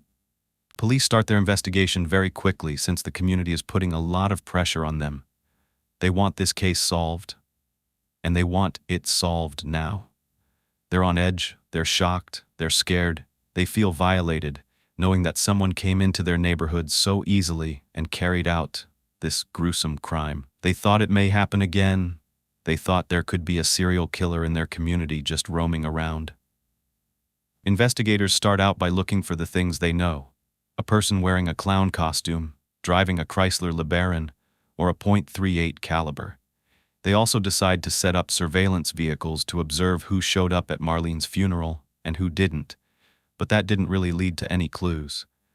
However, leads do start to come in, especially with this high-profile type case in the area. The police were looking for costume stores in the area, and they stumbled upon one where 2 women worked, Deborah and Barbara, and they had been running a costume shop in the town. Back then, there were only 3 related stores in Palm Beach County. People were not buying things online. There wasn't like Amazon. You had to actually go to the store, try on the costuming, and buy it there. But Deborah says that someone came into the store on the night before Marlene's murder after the store was closed for the night. The ladies were still inside finishing up, and they see a customer at the door knocking for them to open it. It was a lady, and she insisted that they let her in to get a costume. when they asked her, "Could you come back later, like tomorrow when we're open?" She said no, she needed a costume right now. They also thought that was super suspicious because it was nowhere near Halloween. They could understand, if you know your kids don't have a costume, you need to get in. Tomorrow's Halloween. No, this was May. Plus, she knew specifically what she wanted. She asked for a full clown outfit, makeup, shoes, sponge nose, wig, everything. I did some digging, and I found out it was a Ruby's clown costume and Bob Kelly clown makeup, in case you were wondering. I'm pretty sure you're not going to wear this costume for Halloween, but that's what I found out. I wanted to try to be as accurate as possible when I tried to imagine what this person looked like coming up to Marlene's door. A lot of people describe the clown as having the look of Bozo the Clown. Deborah gives police a description of a woman around 5 feet 8 inches with big brown eyes, long, pretty, thick, deep brown hair, wearing a pair of jeans and a men's work shirt, but other eyewitnesses at the house said that they thought the clown was a 6-foot man. This person paid in cash, and the items came out to be about $80. Finally, Deborah asked the police why they were being questioned, and when they told her the bad news about Marlene, her heart just sank, because she realized at that moment that she could have potentially sold this costume to a murderer. Another interesting turn in the case came when they were examining one of the balloons. Remember how I described them? This seems impossible since it's just a balloon, but as fate would have it, one of them was a special balloon. It was only sold at one Publix grocery store in Palm Beach County. When the employees that were interviewed at Publix, they told police that the person who bought the balloons also bought the flowers. And this was at 9:22 a.m., only an hour and a half before the murder. She was a white woman with long dark hair, and in the 90s there weren't any cameras to prove that this woman was in the store. She paid with cash, so the purchases couldn't be linked to anyone. But there was one more clue that they had yet to find, and that was the one that would really narrow in on the suspect: the car. They were able to locate the car only 4 days after the crime was committed, and it was abandoned in a Winn-Dixie grocery store parking lot in a Royal Palm Beach shopping plaza, which was only 8 miles from Marlene's house. They went through this car with a fine-tooth comb, and they didn't find any weapons, and they didn't find any fingerprints. Maybe the clown was wearing gloves, I don't know. At the very same time, police were questioning employees of Michael's businesses, and many of them suspected that Michael was having an affair. And there were rumors that had been swirling around the office that he was hanging around a woman. But she allegedly no longer worked for Michael. While this was happening, investigators got their first solid lead in the case. They confirmed that they had found the right car. Not only was it a white Chrysler LeBaron, but because they found 2 important clues, they found quite a few. And I don't know how much quite a few is. Synthetic orange fibers were found on the driver's side of the vehicle, and mixed in with the fibers were strands of long brown human hair, believed to belong to a woman. So far, it seems like this is the same person at the house, same person matching the description at Publix, same car, and now evidence that someone driving the car may have matched the description. Going back to Michael, it's pretty standard to suspect the husband. So after Marlene passed, and Michael was finally able to be questioned, he said that he had a solid alibi. His story of driving to the racetrack at the time checked out, but this did not mean he wasn't conspiring with someone else who actually committed this crime, someone like a woman named Sheila Keene. Sheila Kane was more of a deep South Florida girl. She grew up in a small town around the Everglades, which is a wetland in Florida and much different than Wellington. That's for sure, but it's actually really beautiful in its own way and very special. It is the only remaining subtropical wilderness in the United States. It consists of 1.5 million acres of sawgrass marshes, mangrove forest, and hardwood hammocks, and it's the home to many endangered, rare, and exotic animals. My dad told me that many criminals would dump bodies in the Everglades to never be seen again because the alligators would take care of them. Sheila was a true country girl. She was very pretty, always had the attention of all the boys around her, but one thing everybody knew about Sheila was that she had big dreams. She wanted to get out of the Everglades and be rich. She was super into money, and she wanted to live the good life. The way that Sheila was brought up, she was a tough girl, and she found herself in a tough business. She repossessed cars. People told police that she was the type of person that wasn't scared of walking up to just anybody's home, whether it was day or night, and confronting them, or just pulling up her flatbed truck and taking their car. Sheila was 26 years old, a single mother at the time, and she was separated from her husband. Her and Michael ended up connecting because Michael needed someone to repossess cars he sold when people could not come up with their payments. And these cars we're talking about, they're not the greatest. They were described as cars that someone pretty desperate would buy, people that had bad credit, criminal records, sketchy pasts, and therefore it was said that Sheila carried a gun with her just in case anything went south. It's not unusual for people to be strapped in Florida. I was too when I lived in downtown Jacksonville. It can get pretty rough out there, and rightfully so. Sheila had encounters where people would come out of their house with shotguns while she was trying to repossess their vehicles. Some sources say that Sheila worked directly under Michael, but then other people reported that she was sort of a freelance worker, if you will, an independent contractor, and that she had more of a partnership relationship with Michael. But regardless of which version is accurate, the two of them had a very close working relationship. Marlene herself was also very heavily involved in the used car lot, so she knew Sheila as well, and as a matter of fact, a lot of the businesses were in Marlene's name. Michael was questioned about this possible affair with Sheila, and he was adamant that they were strictly in business together. However, there were accounts from employees that they would go on long lunches together. This doesn't necessarily mean that people are cheating, but okay, I guess that's fair. But they could have been talking about business. But then something else happens that makes them take an even closer look at Sheila.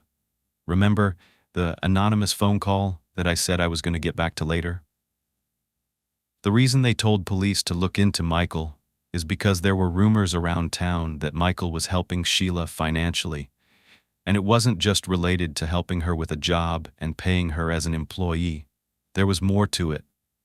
At this time, in 1990, Sheila was married to a man named Richard Keene, who also worked in the car repossession business. So if the rumors were true about the affair, it meant that both of them were cheating on their spouses, Michael and Sheila. And Sheila's marriage was definitely not a good one. She was living in her own apartment. Some people believe that Michael was paying her rent at this apartment. Supposedly, Marlene knew about the affair, and her mother even told police that she had confided in her that the marriage was on the rocks. Joe said to police that only 2 weeks before her murder, Marlene told him that she planned to move out and find her own place. Then Marlene's mother confirmed. This is because she told Marlene that she was welcome to come back home in Vegas. One day when Michael had detailers working on a customer's car in the lot, the customer said Marlene showed up out of nowhere and started yelling at him.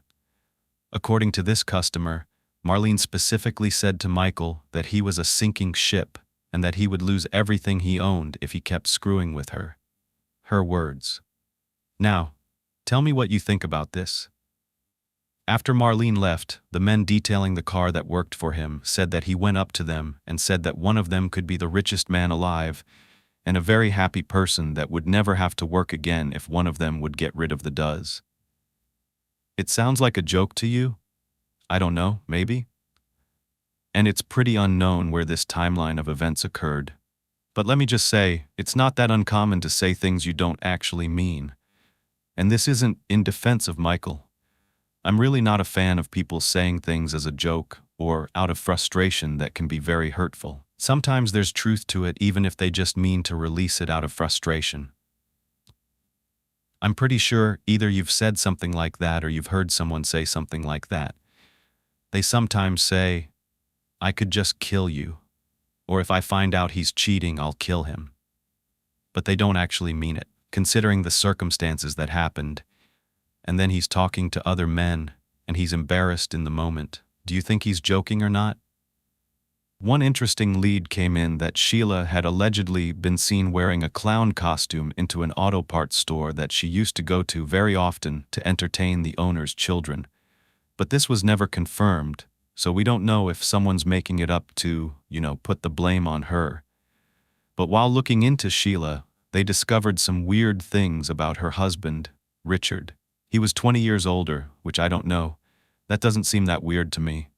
But what is weird is he was involved in the KKK.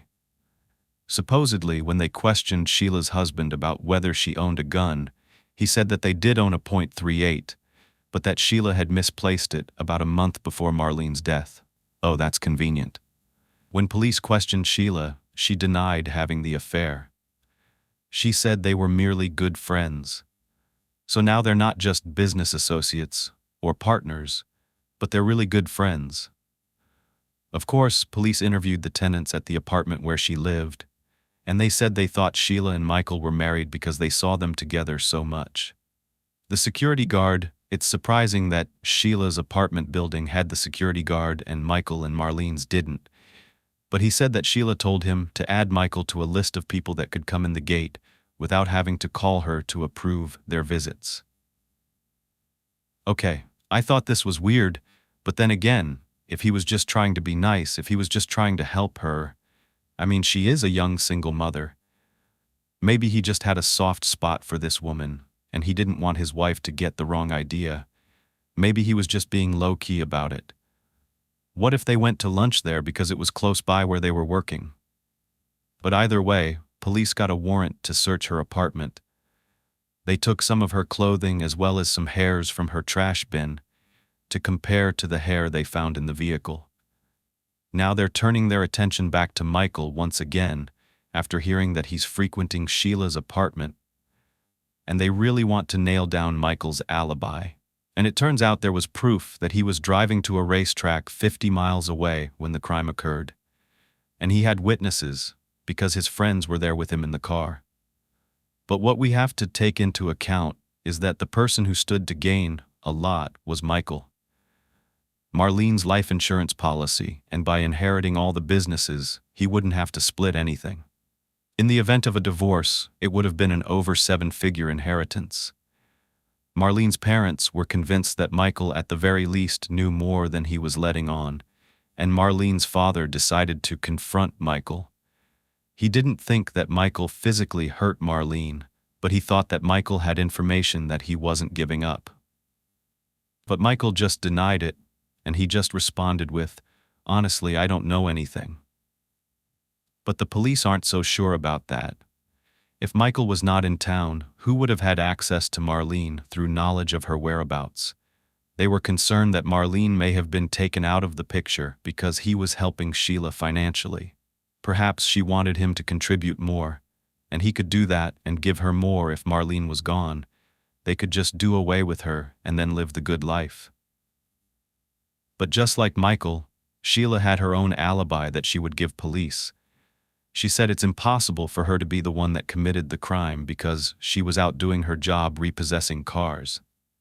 They don't even have surveillance to figure out if there's a clown driving a car. So how would they prove or disprove where Sheila was? Remember the white LeBaron?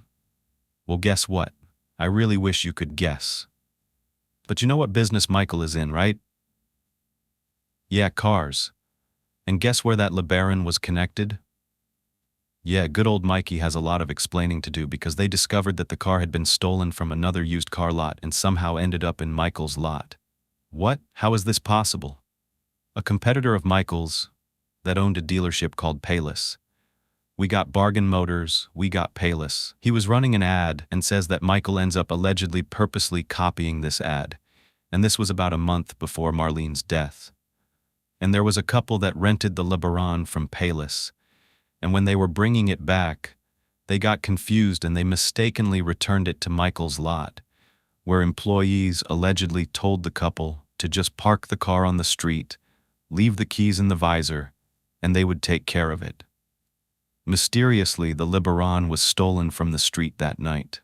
Of course, police ended up doing an even more extensive investigation into the used car lot, and after 5 hours in there going through everything, They couldn't prove that Michael stole the car, and there wasn't any evidence connecting him to Marlene's murder. But what they did find was evidence that Sneaky Mikey was tampering with the odometers. I'm sure you know what that is, but in case you don't, it's the dial on your car that tells you how many miles are on it.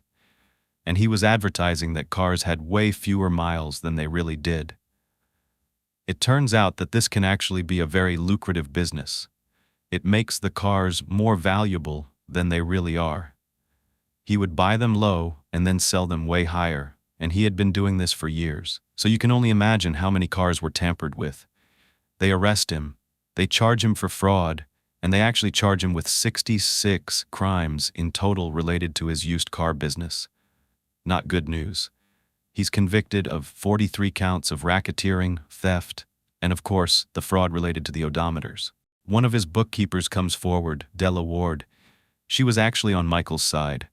She was upset because she said cops kept pressuring her to talk about Michael, and it seemed like they just wanted to pin everything on him. But she refused to do that because she said he's not a cold-hearted person. He was always very good to her, and she did not believe he would hurt Marlene. But I was thinking, maybe just maybe she was scared she would get in trouble because she was his bookkeeper. And if those books were cooked, then she has something to worry about. Going back 13 months before Marlene was murdered, there was another incident that in hindsight should have been a red flag of what was to come. Remember that Joe, Marlene's son, was on trial?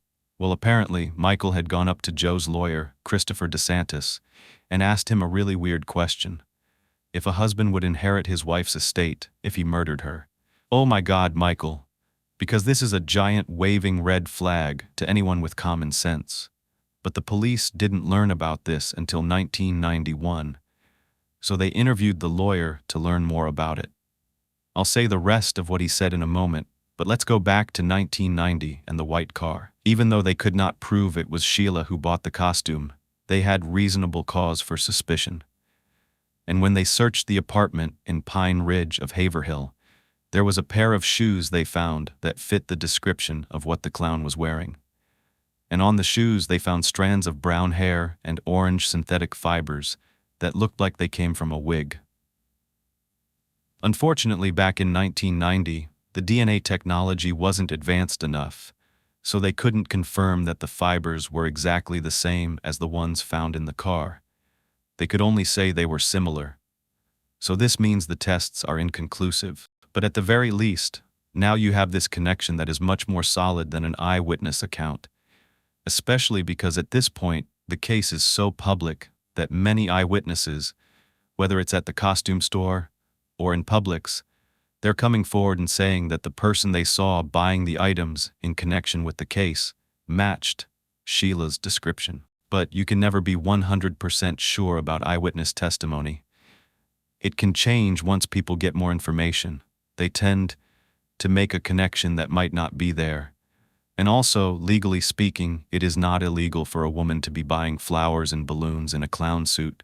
And something I found interesting was, as a matter of fact, people that were employed as clowns at this time, while they were being interviewed during the case, they told investigators that the entire clown industry had taken a hit. The entertainers were not able to be financially stable, as they were before, because no one wanted to hire a clown. And then the regular items they would purchase for events became suspicious. They would get stared at when they came into costume stores, and people would even call the police. I don't blame them. People were just probably trying to be very diligent. They still didn't have enough evidence to give to prosecutors to get a conviction for Sheila, so she was not arrested. And you may be angry about this, but in the eyes of the law, they want to be really confident that they have the right person, and more importantly, that they have enough evidence for justice. Because if not, the killer could go free if a jury finds that reasonable doubt. That's it. And here they had circumstantial evidence, and there's just no do-overs. So remember the incident regarding Michael's son Joe's lawyer and the weird comments? Well, in 1991, the police finally brought DeSantis in for an interview. In addition to what I previously mentioned, he said there was even more incriminating evidence. Hold on to your phones or your computer because supposedly Mr. DeSantis actually answered Michael in depth. In my opinion, especially since later on he said Michael was nuts and that he didn't take him seriously. Really? Well then why did this attorney respond with this? You ready? Quote, "It really isn't an issue of whether a man kills his wife. The question is whether a man is convicted of murdering his wife, because if he's convicted of murdering his wife, then he wouldn't inherit. But if he were convicted of a lower charge, he would. But if he had a friend do it, and they couldn't tie him as an accessory to the friend, he'd get away scot-free." While none of this proves that Michael actually took the advice literally and did anything, it does provide a potential motive. But before I talk about that, let's talk about the elephant in the room here. You mean to tell me that a lawyer admits he seriously told a man that if he hired someone to murder his wife, but he wasn't caught, that he would inherit his wife's estate? I don't recall learning to give that advice when I was in law school. I think the fact that Michael was even asking a lawyer about murder related to his wife is really gross. And the fact that the lawyer even responded was super unprofessional, in my opinion, because Michael wasn't even his client. Upon his wife's death, not only did Michael receive a payout of Marlene's life insurance policy, but he received all of her estate. He was the sole owner of all the rental properties and the used car business, and supposedly he even cut Joe off from getting much of anything. When Michael was questioned by police, he said that money was of no importance to him. But okay, what about the alleged comments he made at the car dealership, or him having an airplane, or him betting on horses at the racetrack? You're not doing it for money. He actually states no, his wife is the one that owns the properties, that some of the tenants in their properties may have had a vendetta, and that because Marlene was the one that handled everything in regard to the business and the tenants, that someone could have been mad about being evicted and they hurt Marlene. But the police could not find any connection there. Unfortunately for Michael, he was not spending any of the money that he inherited anytime soon, because he was charged in 1992 for the aforementioned crimes, and eventually he was sentenced to 9 years in prison. Michael had a good lawyer. He had money, so he only served 3 years and 9 months of his sentence. All the while, Marlene's case went cold. So both Michael and Sheila got to move on with their lives while Marlene's killer walked the street. Michael was out around 1997, and in 2000, Sheila divorced her husband for good, and she left town with her son, and nobody talked about her again. I'm sure they did, but you know what I mean. It wasn't as publicized. People had forgotten about the case. By 2004, Michael had actually moved almost 1,000 miles away to a cute little small town called Abington, Virginia, which is a part of the Blue Ridge Mountains. It was nice and secluded, and he ended up getting remarried. And him and his new wife, Debbie, who he affectionately referred to as Deb, he told friends that this was her childhood nickname given to her by her dad, and he liked to continue that tradition. They were such an adorable, sweet couple, according to friends, and even though they were far away from the fast life in Palm Beach, they were still living in their own little paradise in a place called Heron Point, which was on the South Houston Lake. And this was in another well-to-do community. I found a picture of the home, and as you can see, it's not the typical small-town style home by any means. It has a private dock on the lake. I'm sure they spent a lot of time enjoying nature and living the more private life, especially after such a public tragedy had occurred in Michael's life. The couple invested in a local restaurant to make a living, and the restaurant was just across the border in Kingsport, Tennessee. It was called the Purple Cow. Debbie was 39, and Michael was 48, and the couple fit right in. They made friends really fast in their neighborhood, and they were really close to one of their neighbors on one side of their house. So Michael goes by Mike now, and everyone described them as a lovely, caring couple. So maybe everyone was wrong about Michael, and they were just blinded by the rumors spreading around town. So maybe what happened to Marlene changed Mike, and he didn't take anything for granted anymore. He definitely seemed to be very in love with Debbie. They were seen being affectionate to one another, and people that knew them said Mike was definitely smitten by Debbie. Their restaurant, the Purple Cow, was very popular locally, and it was also very unique. Here are some pictures of it. It was pretty famous for this huge hamburger, named after Mike himself, called Mike's Intimidator. Mike and Debbie weren't just the owners, they got into the nitty-gritty, they helped with the prep, the couple was extremely hardworking, and they were gems in their community. Nobody knows about Michael's past. There were some employees that told a different story, because reportedly, Debbie was intolerable to work for. She was always irritable and often pretty unreasonable when asked to accommodate the employees' requests, whether they needed time off or it was just something really simple. She demanded perfection, and she would let her employees know that when their performance wasn't up to her standards. But that's kind of understandable. That's your business's reputation. But despite all this, Debbie would supposedly go out and drink with the employees, and this happened pretty often. And I guess some people could see that as unprofessional, but who knows? In 2013, though, Florida State Police were given a grant to reopen the now freezing cold case of Marlene Warren, and this time around, things were different. DNA testing had come leaps and bounds since 1990. First, they started recalling old witnesses to let them know they were reopening the case. Eventually, with the new technology, they were able to confirm that the orange fibers that were found in the car did match the ones in Sheila's apartment and that they belonged to a wig.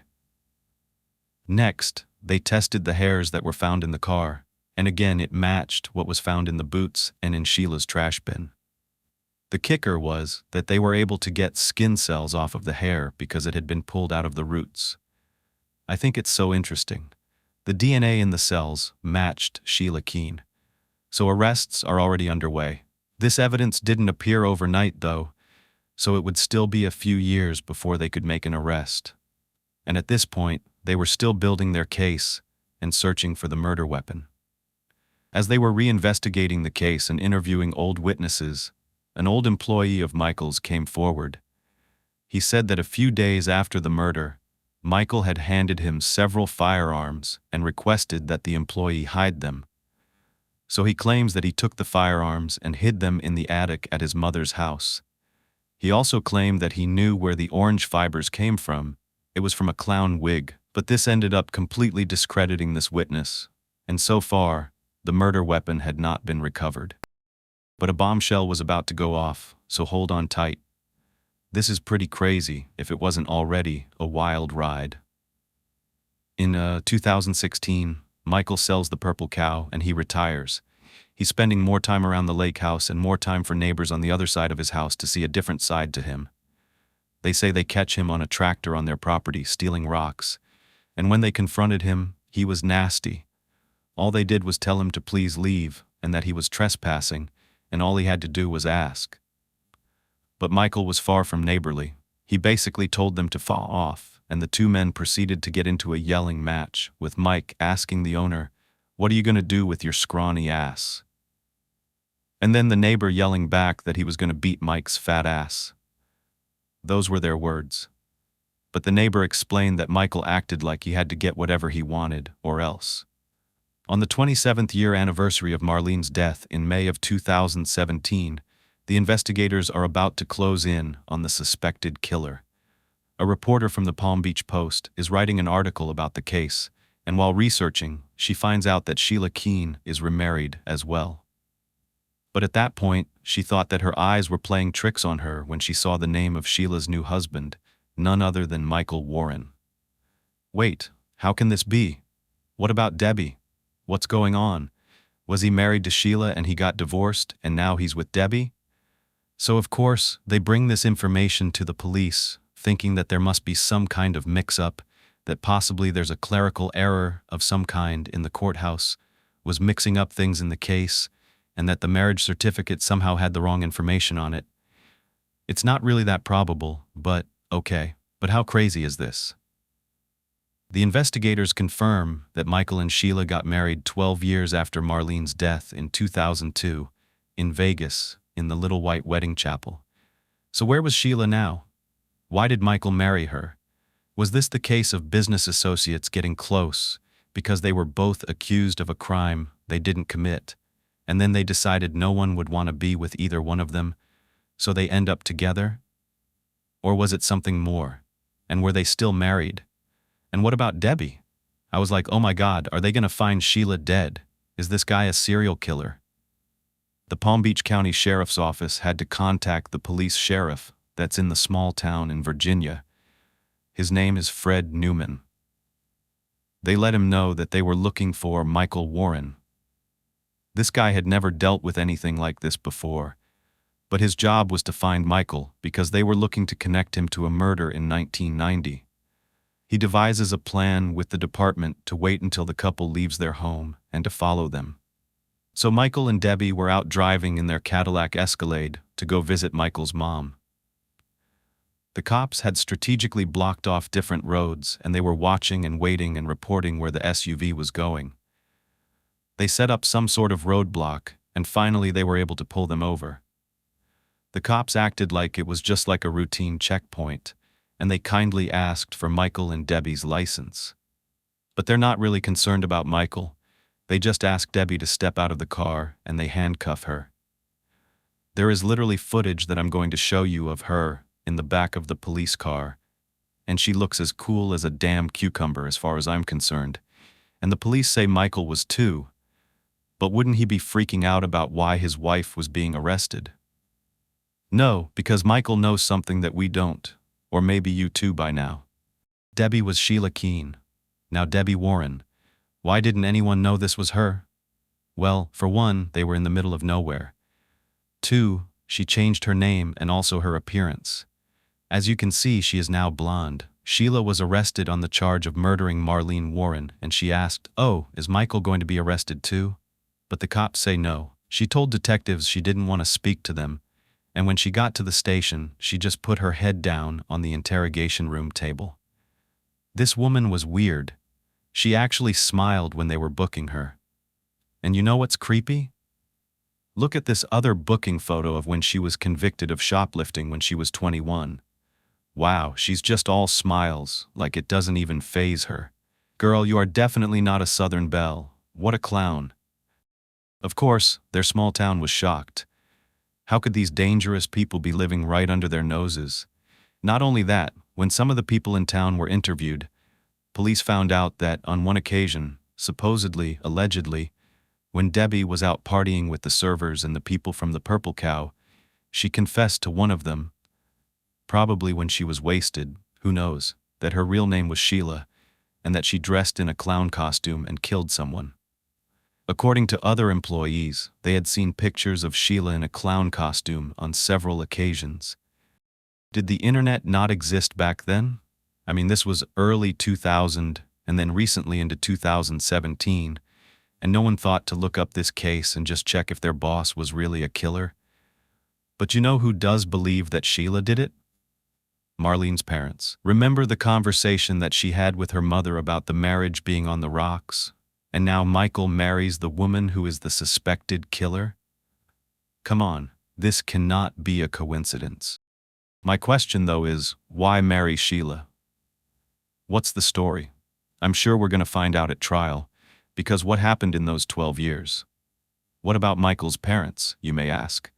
Well, according to investigators, Michael's mother Joyce said that Sheila had told her a month before Marlene's death that she was in love with Michael. Joyce had joined a group of them, including Michael and Sheila, at the Calder racetrack in Fort Lauderdale back in April 1990. Joyce and Sheila got into somewhat of an argument because Sheila threw a tantrum when she couldn't sit next to Michael. Are you serious? But she was 26 years old, so I don't know. This was only a month before what happened to Marlene. And this was the same racetrack that Michael was on his way to the day that Marlene was killed. There are a lot of details here. We're almost done, but not so fast. Joyce, having this weird argument with Sheila, asked her, "Do you love my son?" And Sheila says, "Yes." But wait for the next statement. A friend of Michael's who was also at the racetrack later told investigators that Joyce had also turned to Michael and asked whether Michael loved Sheila. Listen to what this man said, and I quote, "I love myself." What a weirdo. When going through tons of Michael's financial statements, and I find this to be super suspicious, almost more suspicious than some of the other things we've heard. They were going through bank records and they found something very odd. Michael's mom received nearly $150,000 from the sale of bonds and stocks just 6 months before her daughter-in-law's murder. She opened a savings account in a safe deposit box at a Southeast bank in Fort Lauderdale in May of 1990, May 17th to be exact. That was less than 2 weeks before Marlene's death. These accounts were opened by Joyce, Michael, and Michael's sister Gail. And get this, a bank statement for that account had 2 deposits with a total close to $60,000 that had been made on May 29th, 3 days after the shooting. Tell me that someone wasn't being paid off or something. Remember the lawyer DeSantis?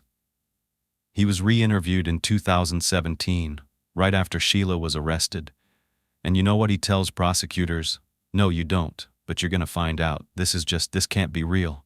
He tells prosecutors that he remembered specifically telling Michael during that conversation that if a killer dressed as a clown were to murder his wife, they would get off, because witnesses wouldn't be able to determine whether the assailant was a male or a female.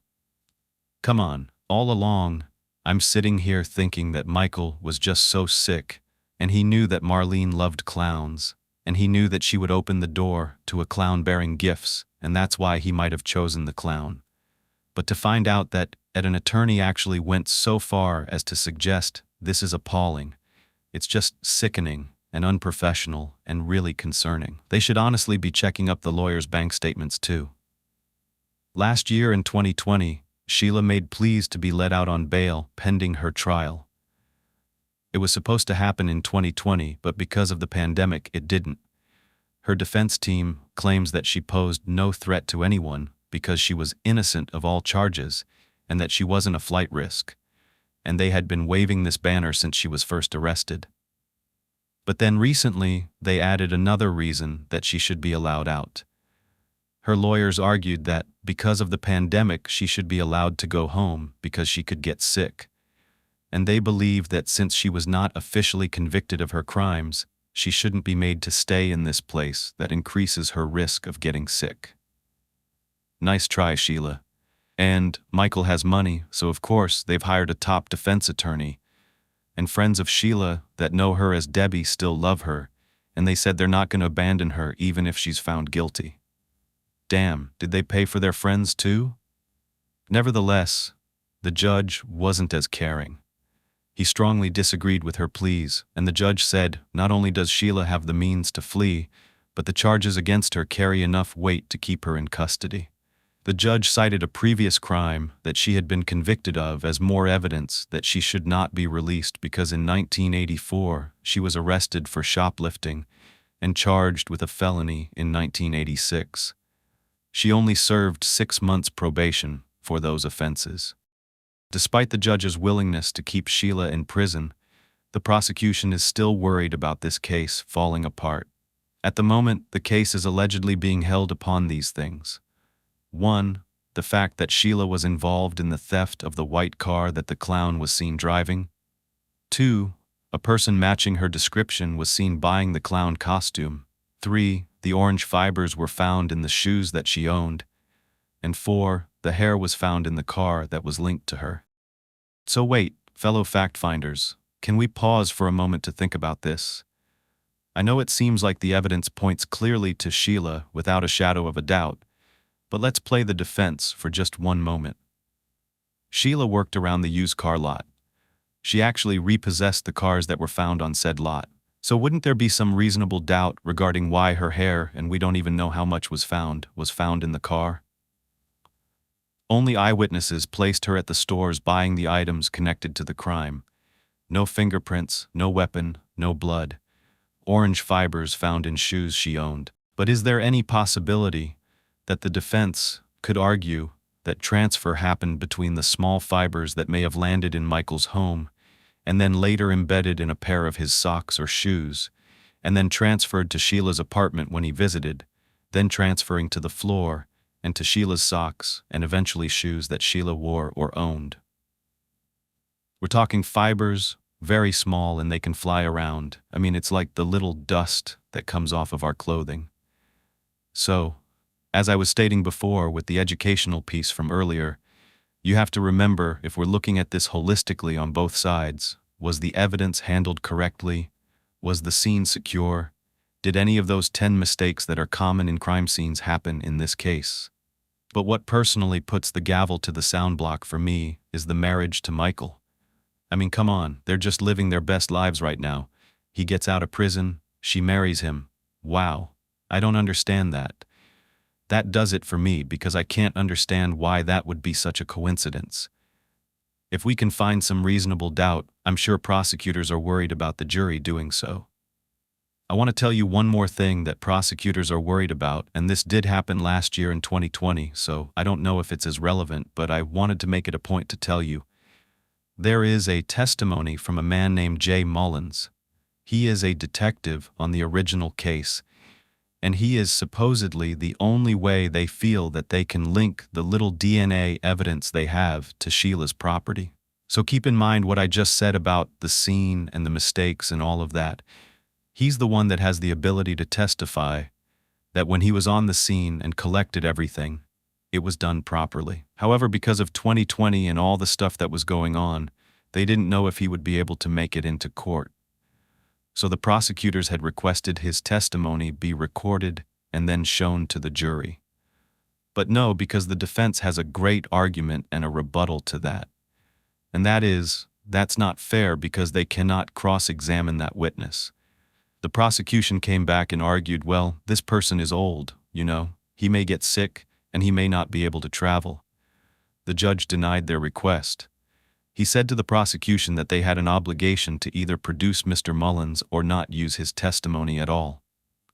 Mr. Edmondson's quotes are alarming that he made to the paper in 1990, Department 2000. Just this one portion, State Attorney's Office spokesperson Mike Edmondson said, "The open bags of evidence don't alarm prosecutors. Our only issue is if a defense attorney can successfully raise an evidence tampering issue. This hasn't happened." And then a portion of the quote is not included in the article, so we don't know what else is there. We have complete confidence in Sheriff Newman and the sheriff's office. Now, the significance of this evidence goes without saying. Your Honor has heard most of the evidence at the bond hearing. The state prosecuted this case after 26 years based on this fiber and DNA. So this is one of the bases for them picking up this case. And this evidence contamination goes to our theory of defense. What is there? What is your evidence that they tampered with? That there was tampering, actual intentional tampering with evidence? I'm not saying intentional tampering. I think contamination is what I believe. And my evidence is in 1990. This exact evidence was reviewed by PBSO Crime Lab and the FBI, and they did not find a 6 to 8 inch fiber. And then after these bags were found open in 2013, this fiber suddenly appears. Sheila has been in the Palm Beach County Jail since her arrest, and her case is about to go to trial this year. It's in September 2021. I just wanted to step in real fast and say that another update to this case just happened at the end of last month, around July 29th. That said, they're actually postponing the trial until March 21st, 2022, so we're going to have to wait till then to see what happens. The defense said, because of the age of the case, the location of the witnesses, the rolling Discovery Productions, and the ongoing COVID-19 pandemic made it difficult to complete their depositions, and you heard a little bit of that from the defense attorney in the Zoom call. So I guess we'll just have to wait. Someone stole the rest of Marlene's life, her husband, and her money. And these actions left Joe without a mom. All of this hurt, all this pain, and this woman was able to get off free for 27 years. And she probably believed she would get away with it if she really did do this. On April 25, 2023, 2 weeks before Keen Warren's trial for the murder of Marlene Warren was to begin, there was another surprise in a case filled with surprises. A plea agreement reached. Miss Keen Warren, defendant herein, will agree to withdraw her previously entered plea of not guilty and to enter a plea of guilty crime. Keen Warren, who was sentenced to death, then life in prison, has now pleaded guilty to second-degree murder and was sentenced to 12 years in prison. According to sentencing guidelines for time served, she is expected to be released in 2025, perhaps sooner. But Keen Warren has publicly paid the price for this plea deal, admitted in open court that she had, in fact, killed Marlene Warren. Although he admitted his crimes, Keen Warren, through his attorney, maintained his innocence. Michael Warren, in a statement provided to 48 Hours regarding the guilty plea, said, "My wife did not commit this crime. It's hard to see her plead guilty to a crime she didn't commit, but it's not worth the risk." When she was offered a contract to buy a house within 16 to 18 months,